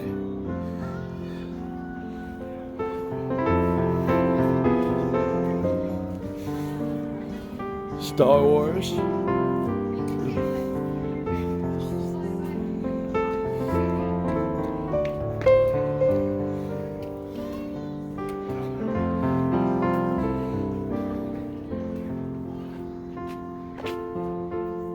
Yeah, a lot of work goes into this.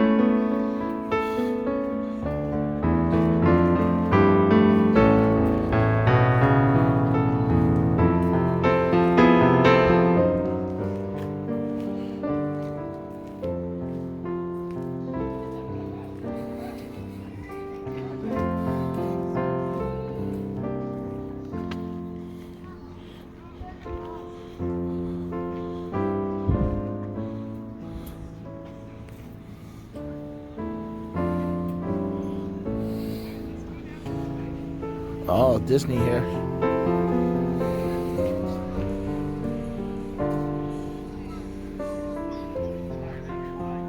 Well, I hope you guys enjoyed that bonus footage. Give me thumbs up, comment below, and greatly appreciate it.